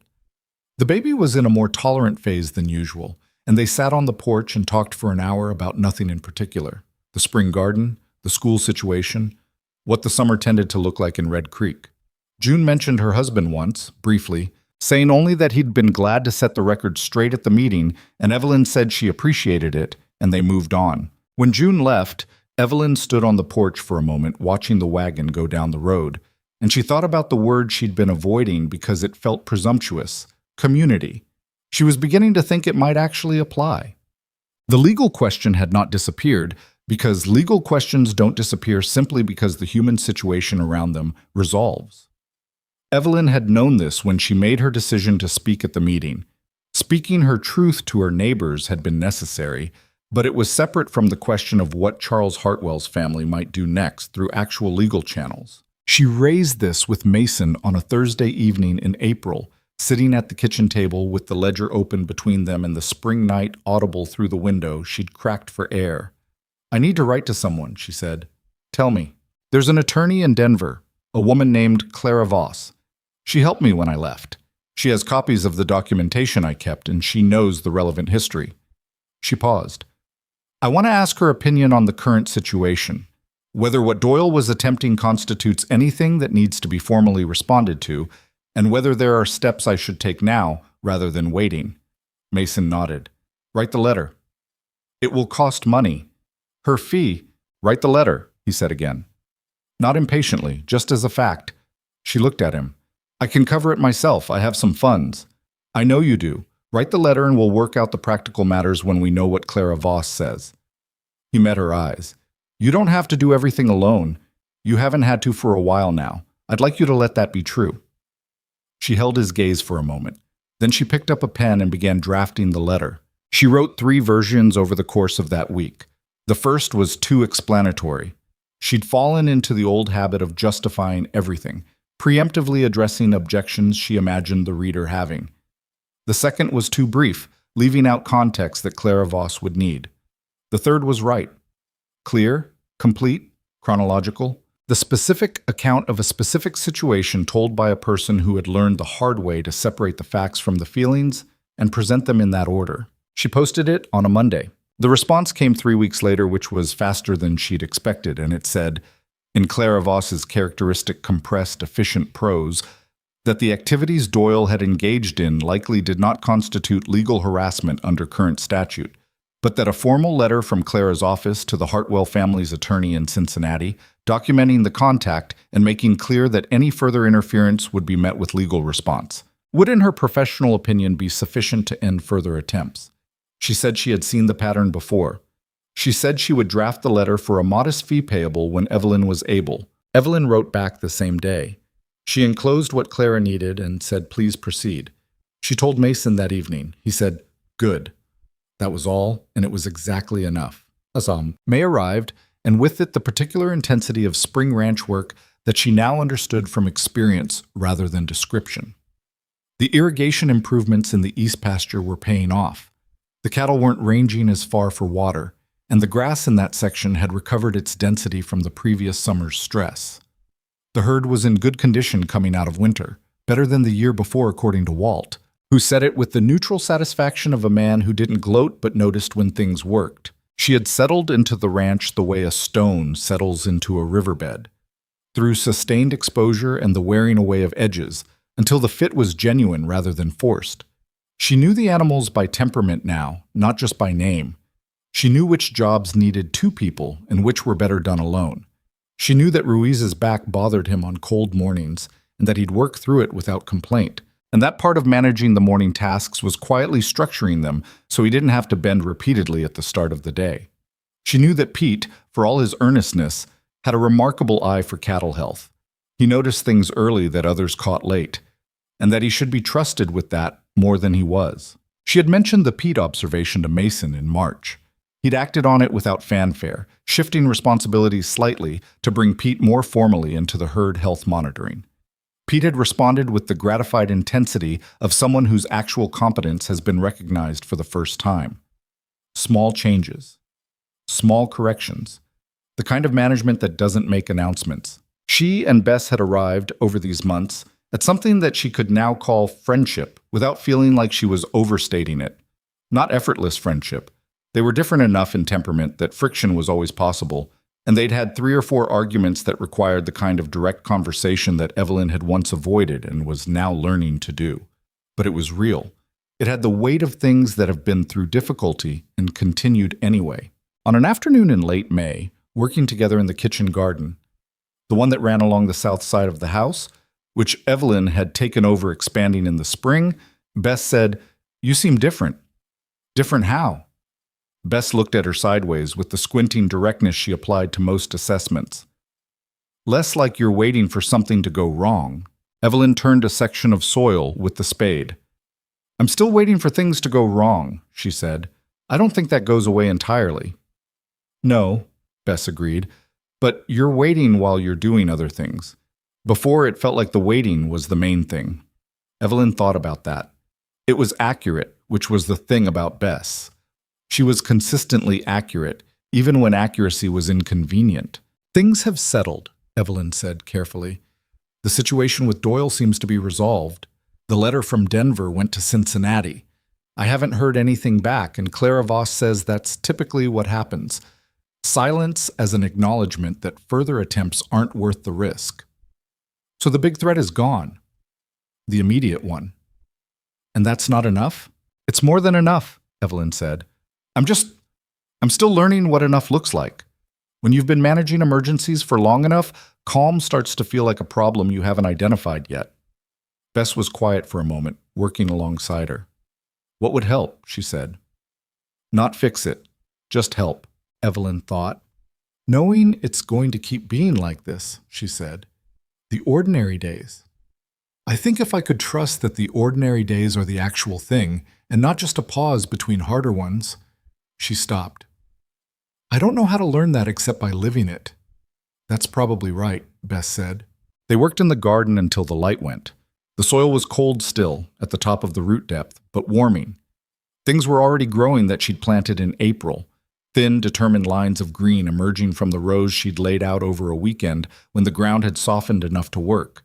She had planted them with no certainty that she'd be here to see them mature, which was not pessimism so much as honesty about the uncertainty she'd been living inside. But she was here, and they were growing. The conversation she and Mason finally had about the future happened on a Saturday in late May, on the porch, at the end of a long day that had begun before 5 and ended somewhere after 7, with the light still in the sky, in the long day way of early summer. It began sideways, the way important conversations often do. They were talking about the East Pasture water results and the possibility of a similar improvement on the North Range, and Evelyn had made a comment about the following spring's timeline, and Mason had looked at her with a particular quality of attention. "You're assuming you'll be here," he said. She stopped. "Aren't I?" "You tell me." She looked at the middle distance, the pasture, the ridgeline, the sky that was going from blue to the first edge of orange. "I assumed I would be," she said carefully. "I've assumed that for a while now. She paused. "I don't always say things I assume, Because I've learned that naming something can make it easier to take away. Who's going to take it away? I know logically that the answer is nobody. I'm working on making the rest of me understand that. He turned slightly toward her. I want to ask you something. Ask. When you think about this place, about what it is to you, what is it? She thought about this with the seriousness it deserved, which meant she took her time. She looked at the house and the outbuildings and the garden she'd planted and the corral where she'd spent dozens of hours learning to ride in a way that wasn't embarrassing. She thought about the kitchen table and the ledger and the 3 conversations she'd had with Walt in the past month that had started as practical and ended up being something else. She thought about Bess in the barn and Helen Marsh at Christmas and Martha Calloway with her final certainty about things being settled. It's mine, she said. As much as a place can be mine, it's mine. Not because I own it, but because I've put myself into it. She looked at her hands. I didn't expect to feel that way. I came here as an exit from something. I thought that was all it was going to be. And now? Now it's where I live. She paused. Where I want to live. Then the question that seems natural, Mason said, is whether we're going to make that formal. She looked at him. I'm not asking because I need the answer tonight, he said. I'm asking because I think we've been circling it for a while, and I'd rather be direct. You're always direct, she said. I try to be. She held the question for a moment, the real weight of it, not the abstract version she'd been keeping at a manageable distance for months. She thought about the ways she'd changed since October, and the ways she hadn't, and the things she trusted now that she hadn't trusted then, and the specific quality of trust she'd built in this man beside her through 500 small encounters and a few large ones. I want to say yes, she said. I want you to know that. The honest thing is that I've wanted to say yes for longer than I've been willing to admit. She looked at him. And I also want to say that there are still mornings when I wake up and my first thought is alarm, and there are still moments when I flinch at things that aren't threats, and there are things in me that are going to take longer to become right than any timeline we could set. She paused. I think you know all of that, but I wanted to say it out loud rather than just have you know it. I know all of that, he confirmed, and it doesn't change what you're asking. No, he said, it doesn't. She took a slow breath. The evening was very still. The horses were quiet in the barn. Somewhere in the middle distance, cattle moved without urgency through the last of the day's light. Yes, then, she said. When I'm ready, and I think I'm nearly ready. Yes. He nodded once, in the way that contained more than it displayed. All right, he said. That's all you have to say. What else is there? He looked at her with the expression she'd been watching develop for months, the one she'd had to learn to read because it was never large, but it was always real. You said yes. That's the thing I wanted. She sat beside him on the porch in the fading light and did not feel the need to fill the silence with words, which was its own kind of answer. The need to fill silences had been, she realized, one of the more insidious things her previous life had built in her. The constant performance of adequacy, the rushing to manage pauses before they could become accusatory. She didn't need to do that here. She hadn't needed to for a long time. She was still learning to trust that. She let the quiet be what it was, which was simply the end of a long day on a ranch in Wyoming, with the work done and the night coming in, and a woman sitting in her own place on her own porch finally, beginning to rest. The letter from Clara Voss arrived on a Monday in June, which was the last piece of the legal thread she'd been watching. Clara wrote that the letter to the Hartwells' attorney had been sent and received, and that a brief formal response had come back indicating that the family had no further business in Red Creek, Wyoming territory. The language was legal and bloodless, as that language always was, but its meaning was clear. They were done. The calculation had been made at whatever level Charles Hartwell or his family made calculations, that the cost of continued pressure exceeded the potential return. She read the letter twice at the kitchen table, then folded it and held it in both hands. This was not the end of the fear. She had stopped expecting the fear to simply end, because that was not how fear that had been earned through real experience operated. It didn't disappear upon receiving a letter. It reduced, over time, through the accumulation of days that passed without the thing it had been trained to anticipate. The reduction had been happening for months. This letter accelerated it, but did not complete it, and she was at peace with that. What she felt was something harder to name than relief. It was the particular sensation of a door closing on a room she had been trying to lock from the outside for years. The sound of the latch finally catching the way it was supposed to, all the way through. Mason came in from the barn and looked at her and the letter and said nothing, because he had learned her silences well enough by now to know which ones needed interruption and which didn't. She set the letter on the table and smoothed it with one hand. "It's done," she said. He poured himself coffee and sat across from her. "Good," he said. "Clara says the response was brief and final. She believes they won't pursue further." "And what do you believe?" She thought about it honestly. "I believe she's right. I believe they decided the return wasn't worth the effort." She paused. Charles Hartwell is not a man who reverses course in public. If they've withdrawn, they've withdrawn. Their pride won't allow a second attempt. It would require admitting the first one failed. "So it's over." "It's over," she said. And then, because saying it once hadn't been enough to make it entirely real, "It's over." She reached across the table and picked up the ledger, which was open to the current week's accounts. She turned to the correct page and picked up her pen. There was work to do. There was always work to do, which was one of the things she had come to love about this life. And she was going to do it. Mason watched her for a moment, then picked up his own coffee, and they sat in the morning kitchen in the ordinary silence of two people who had figured out how to share a space, and the day went on around them. And that was enough. That was, she thought, everything. The weeks that followed the letter were the quietest of her time at Iron Valley, which she meant in the best possible sense of the word. Not quiet because nothing was happening. Spring ranch work was relentless. The garden was demanding, and she'd taken on the task of reorganizing the supply records in a way that would make the quarterly accounting faster and more accurate.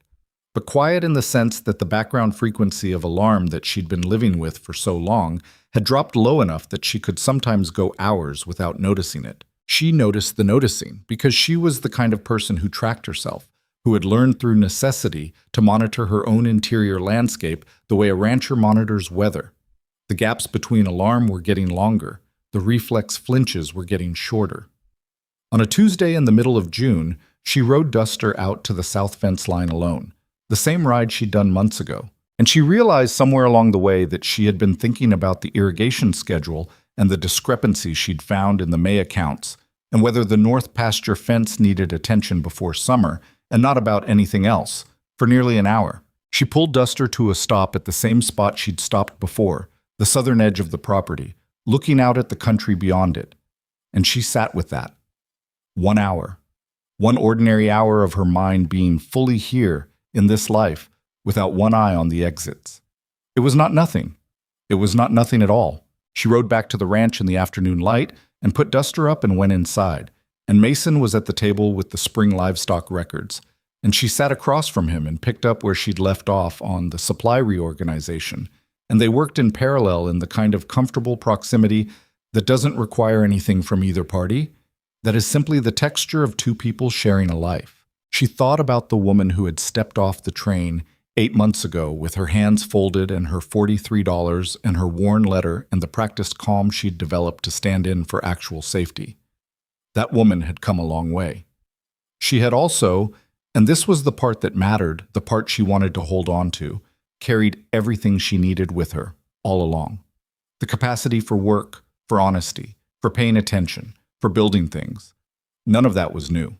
She just needed a place where those things were finally allowed to be useful. She had that place. She was going to keep it. The traveling preacher came through Red Creek in July.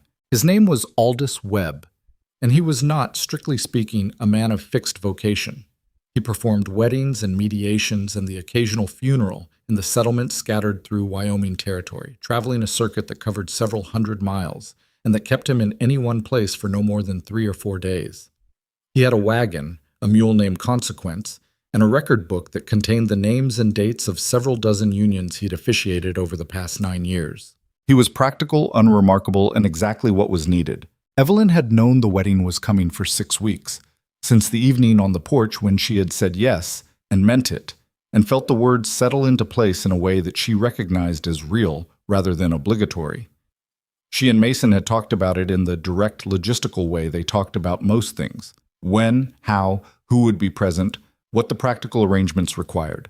There was no elaborate planning. Partly because neither of them was inclined toward elaborate things, and partly because the marriage itself, the actual substance of it, felt more important than the ceremony surrounding it, and spending energy on decoration would have been a strange set of priorities given everything it had taken to arrive at this moment. They married on a Thursday afternoon in the yard between the main house and the barn, because that was the place where the actual life of Iron Valley Ranch happened, and it seemed right to do it there rather than transport the occasion somewhere more formal and therefore more distant from what it was. The people who came were the people who had earned the right to be there, which was not a large category, but it was a real one. Walt, who stood with his hat in his hands and his expression arranged in the particular way of a man attending a significant event and not quite knowing what to do with his face. Bess, who had pressed her one good shirt and whose eyes, at a certain moment during Aldous Webb's words, became briefly bright in a way she'd have denied if asked. Pete, who managed to be both earnest and slightly awkward about it, which was simply who Pete was. Ruiz said nothing throughout, which was standard, but he had cleaned his boots, which was not. Helen Marsh came, which Evelyn had not expected, and which meant more than she could express in the moment.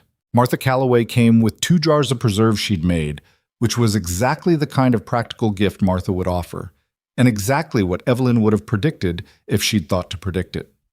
June Farrell came with the baby, who slept through the ceremony with the complete indifference of a person who has not yet learned that some moments are significant, which Evelyn found oddly moving. The words Aldous Webb said were brief and plain.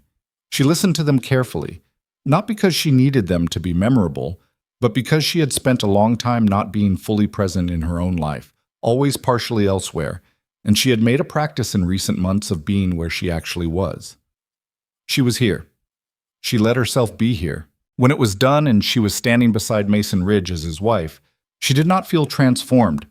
She was the same person she had been this morning, with the same history and the same scars and the same reflexes she was still slowly unlearning.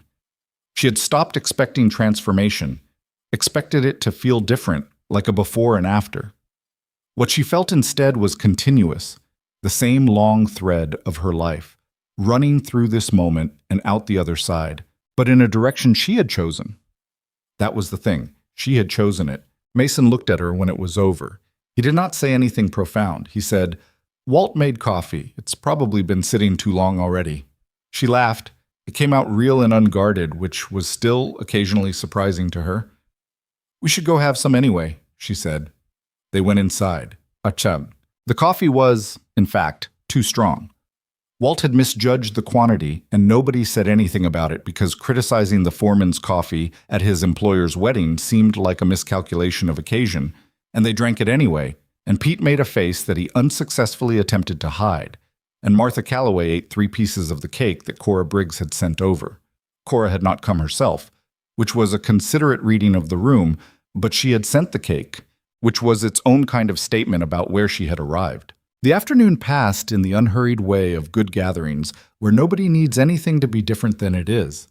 Helen Marsh stayed the longest of anyone except the ranch residents, and as she was leaving, she took Evelyn's hand briefly and said, "You did the hard thing first. The rest will be easier." Evelyn looked at her. "Is that true?" "Some of it," Helen said. "The rest you'll figure out as you go." She released her hand and went to her wagon, and Evelyn stood on the porch and watched her drive out, and thought about how much she had come to value that woman's particular brand of honesty, the kind that didn't offer false comfort, but also didn't withhold what was genuinely true. By evening, the guests were gone and the ranch was quiet, and the 4 hands had gone to the bunkhouse, and Evelyn sat at the kitchen table for a while by lamplight, with the remains of the day around her. A few cups not yet washed, the cake plate with its last 2 slices, the particular pleasant disorder of an afternoon well spent. Mason came in from checking the horses and poured himself water and looked at the table and at her. "All right?" he said. "Yes," she said, and then, "Better than all right. I'm just sitting with it." He sat down across from her. "What does sitting with it feel like?" She thought about how to answer that honestly, without reaching for language that was prettier than the actual thing. "Like having done something real," she said. not something I performed or managed or survived, something I actually chose. He held his water glass with both hands and looked at her with the steady, unhurried attention she had come to understand was simply how he was, present in a way that didn't demand anything in return. "That's the thing, isn't it?" he said. "The choosing." "Yes. For a long time I didn't believe I was choosing. I thought I was just responding to conditions, moving through what was available." She looked at the lamp. "Coming here felt like choosing. It was the first thing in years that felt like that. And now?" She looked at him. "Now I know what it feels like from the inside," she said, "so I can do it again." Pulse. The idea that would eventually change things did not arrive as an idea. It arrived as a problem, which was, Evelyn had learned, how most useful things began. It was August. The summer work was at its full intensity, the kind of sustained physical demand that left you tired in a way that was almost pleasant because it was earned, the tired of a body that had done what it was asked. She was managing the supply logistics and the accounts, and a substantial portion of the daily ranch coordination, and she had gotten good enough at it that the tasks ran at a functional background. Most of the time, which left enough of her attention free to notice things that weren't directly her responsibility. What she noticed in August was a woman at the Red Creek post office. She was young, maybe 22 or 23, and she was standing with a letter in her hand and an expression that Evelyn recognized immediately and from the inside. Not the letter itself.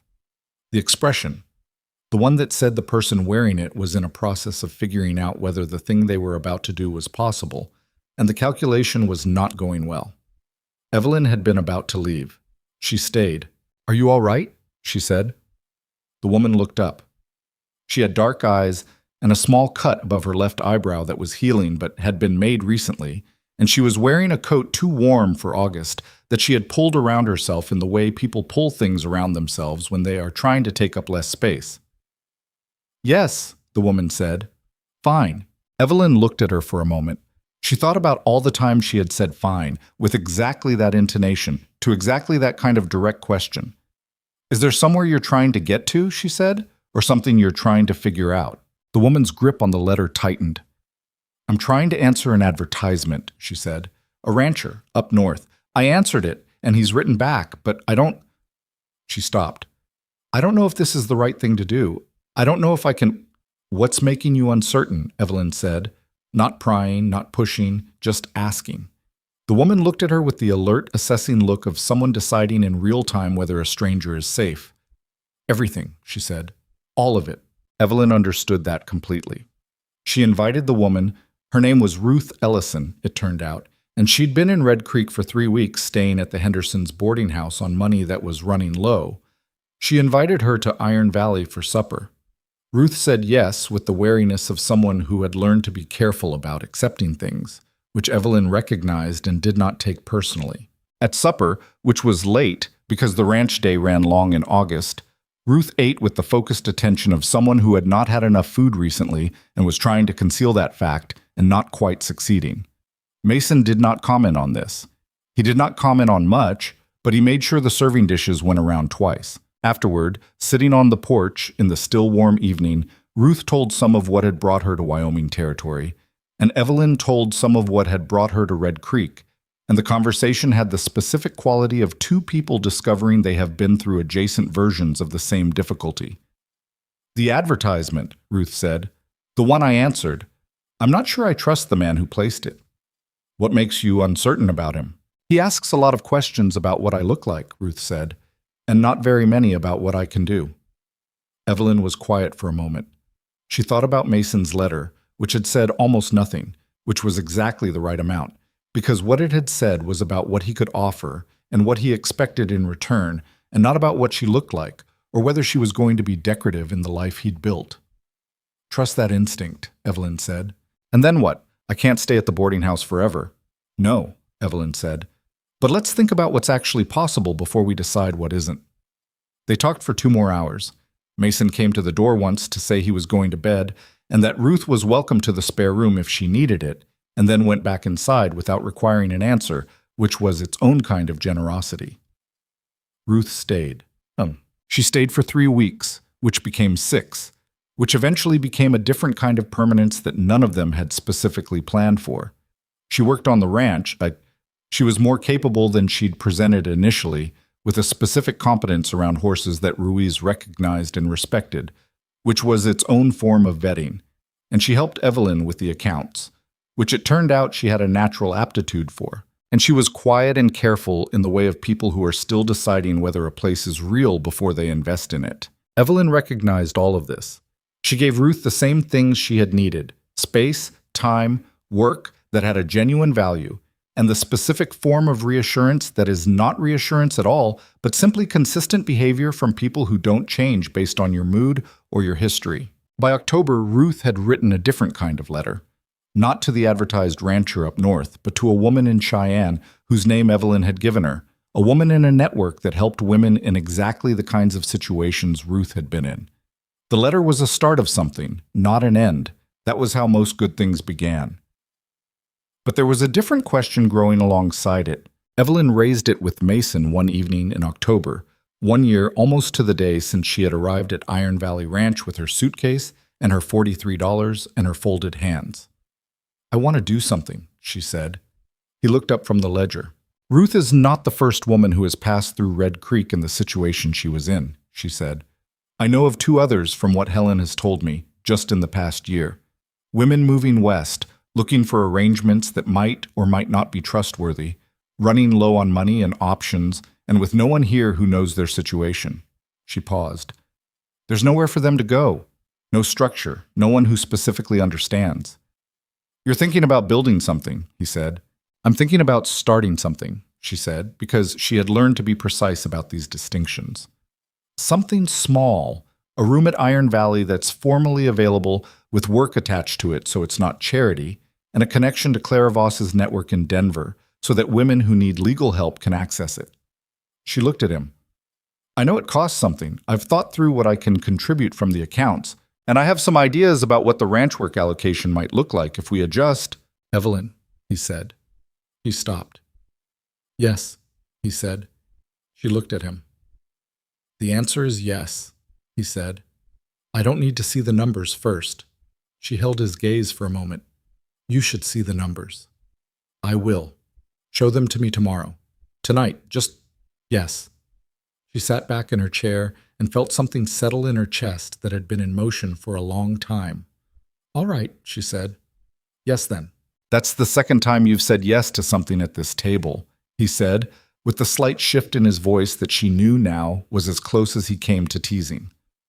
"The first one worked out," she said. What Evelyn built was not grand.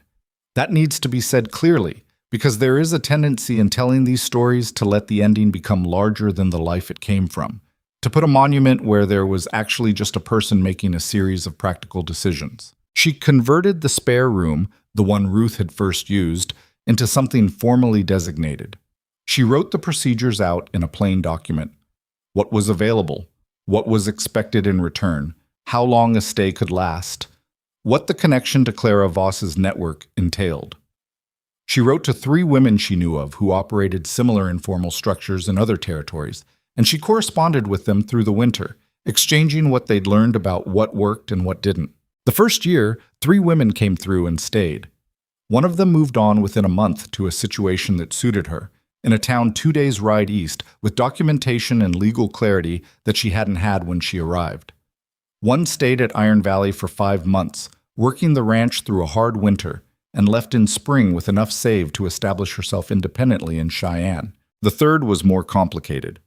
Her situation required legal work that took 8 months and 2 letters from Clara Voss before it resolved. But it resolved. She eventually settled in Red Creek itself, which was its own small, good irony. Helen Marsh helped. This was not a surprise. Helen had the institutional knowledge of the community and the authority that came from decades of credibility, and she understood immediately what Evelyn was trying to do and why it needed doing. She became, without formal designation, the person in town who knew where to send women who needed the kind of help that Iron Valley had to offer. Bess helped differently, practically, directly, in the way Bess did everything. She took on the initial task of orienting new arrivals to the ranch work, which required patience she had in greater supply than she usually let on. She told Evelyn once, without particular emotion, that she understood why the project existed because she had needed something like it herself, years ago, before she came to Iron Valley. She said it simply, stated it as a fact, and moved on. And Evelyn let her move on rather than making it into something that required processing, because she understood that too. Walt's contribution was to say nothing critical and to adjust the work rosters without complaint when an extra person needed to be worked in. For Walt, this constituted significant support. Pete asked, on one occasion, whether there was something specific he was supposed to do differently when a new woman arrived at the ranch. And Evelyn had told him, "Be polite, don't ask personal questions, and if she needs help with something, help her." Pete had said okay and done exactly that, which was more than could be said for certain people who had thought about it more. What? Red Creek changed slowly, the way small places change, not through moments of decision, but through the accumulation of small shifts in what was normal. A woman who had passed through Iron Valley and moved into town became a seamstress and hired 2 apprentices. One of the women Evelyn had corresponded with in the Eastern Territories sent a letter saying she'd used the procedures document as a model for something she was building in her own community.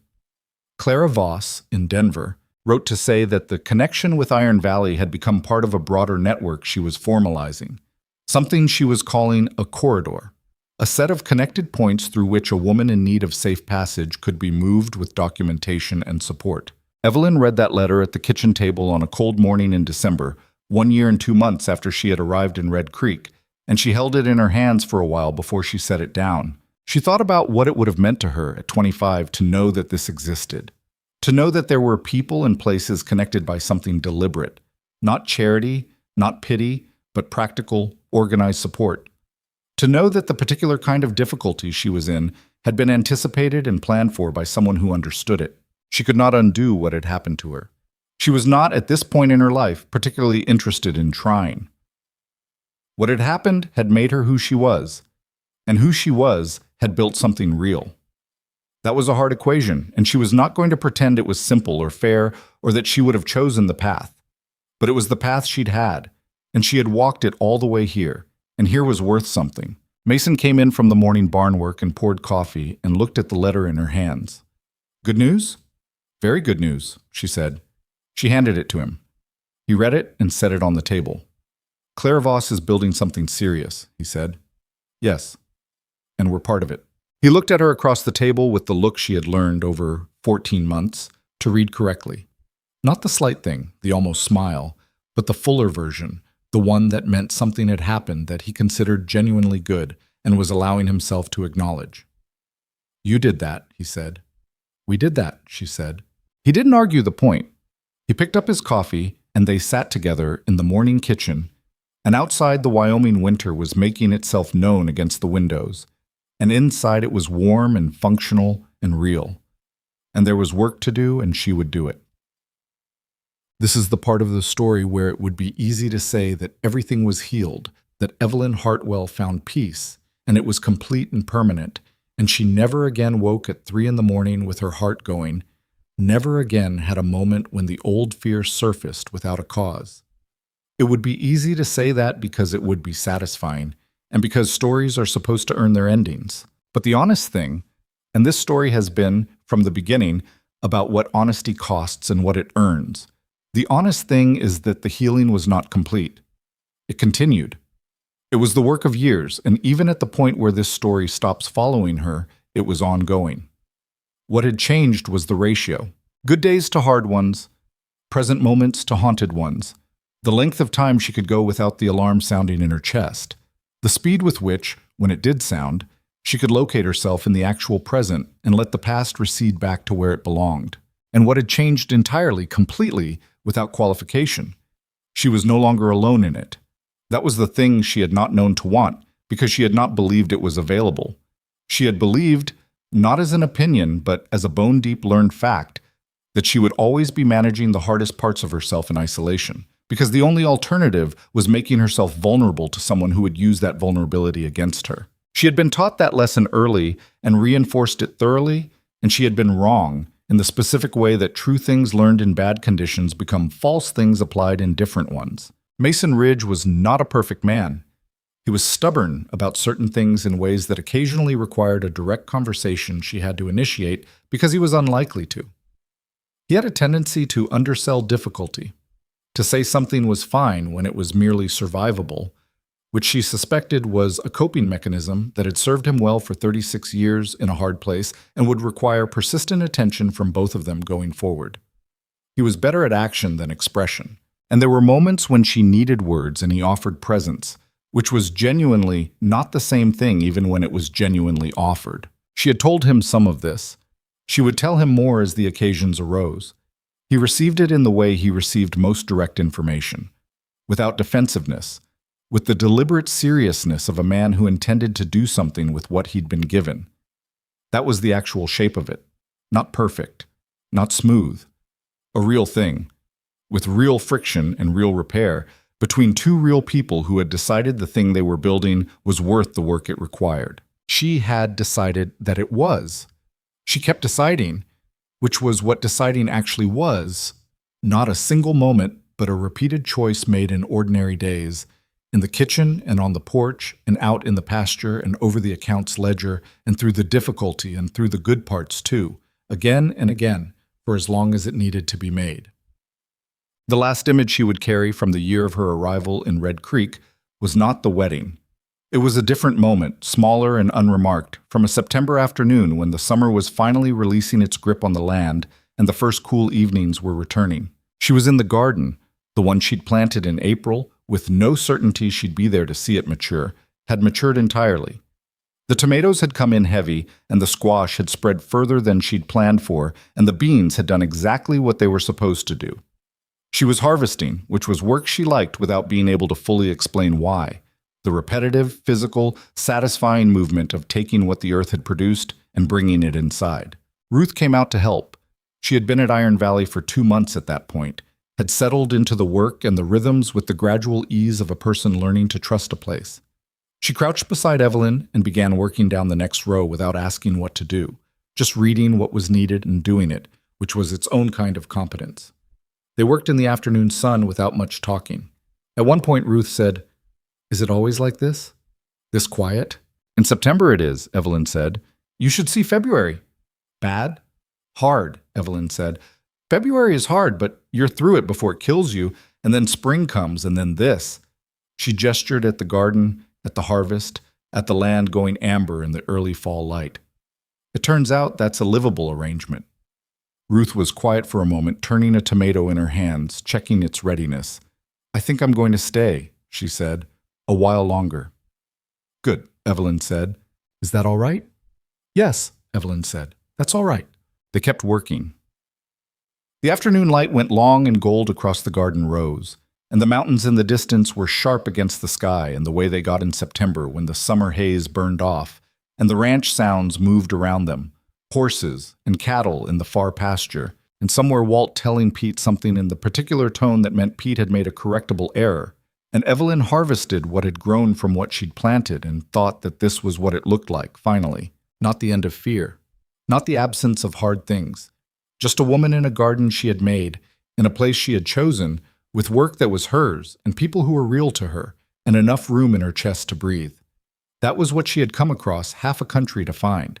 That was what had been here, waiting, when she finally stopped running long enough to arrive. The frontier is not a forgiving place. It has never pretended to be. But there is something in the particular difficulty of a hard land that strips away the performances people put on for easier environments. And what remains, when the weather has been bad enough, and the work has been hard enough, and the isolation has been complete enough, is simply who a person actually is. Evelyn Hartwell was, underneath everything that had been done to her, and everything she had done to survive it, a person of uncommon honesty and uncommon stubbornness, and an enormous capacity for work. The frontier did not give her those things. She brought them with her. The frontier just made them visible. The women who came through Iron Valley in the years that followed, there would be more than a dozen of them before the end of the decade. Each brought their own version of the same things. What they had survived, what they had held on to, what they were looking for. Evelyn could not give them certainty. She could not give them ease or guarantee that the places they were going would be what they hoped. What she could give them was what Helen Marsh had given her, what Bess had given her, what Mason Ridge had given her without being asked, The space to be a real person in a real place, with real work and real consequence, and the room to figure out what came next. That was enough. It turned out that was, in fact, everything.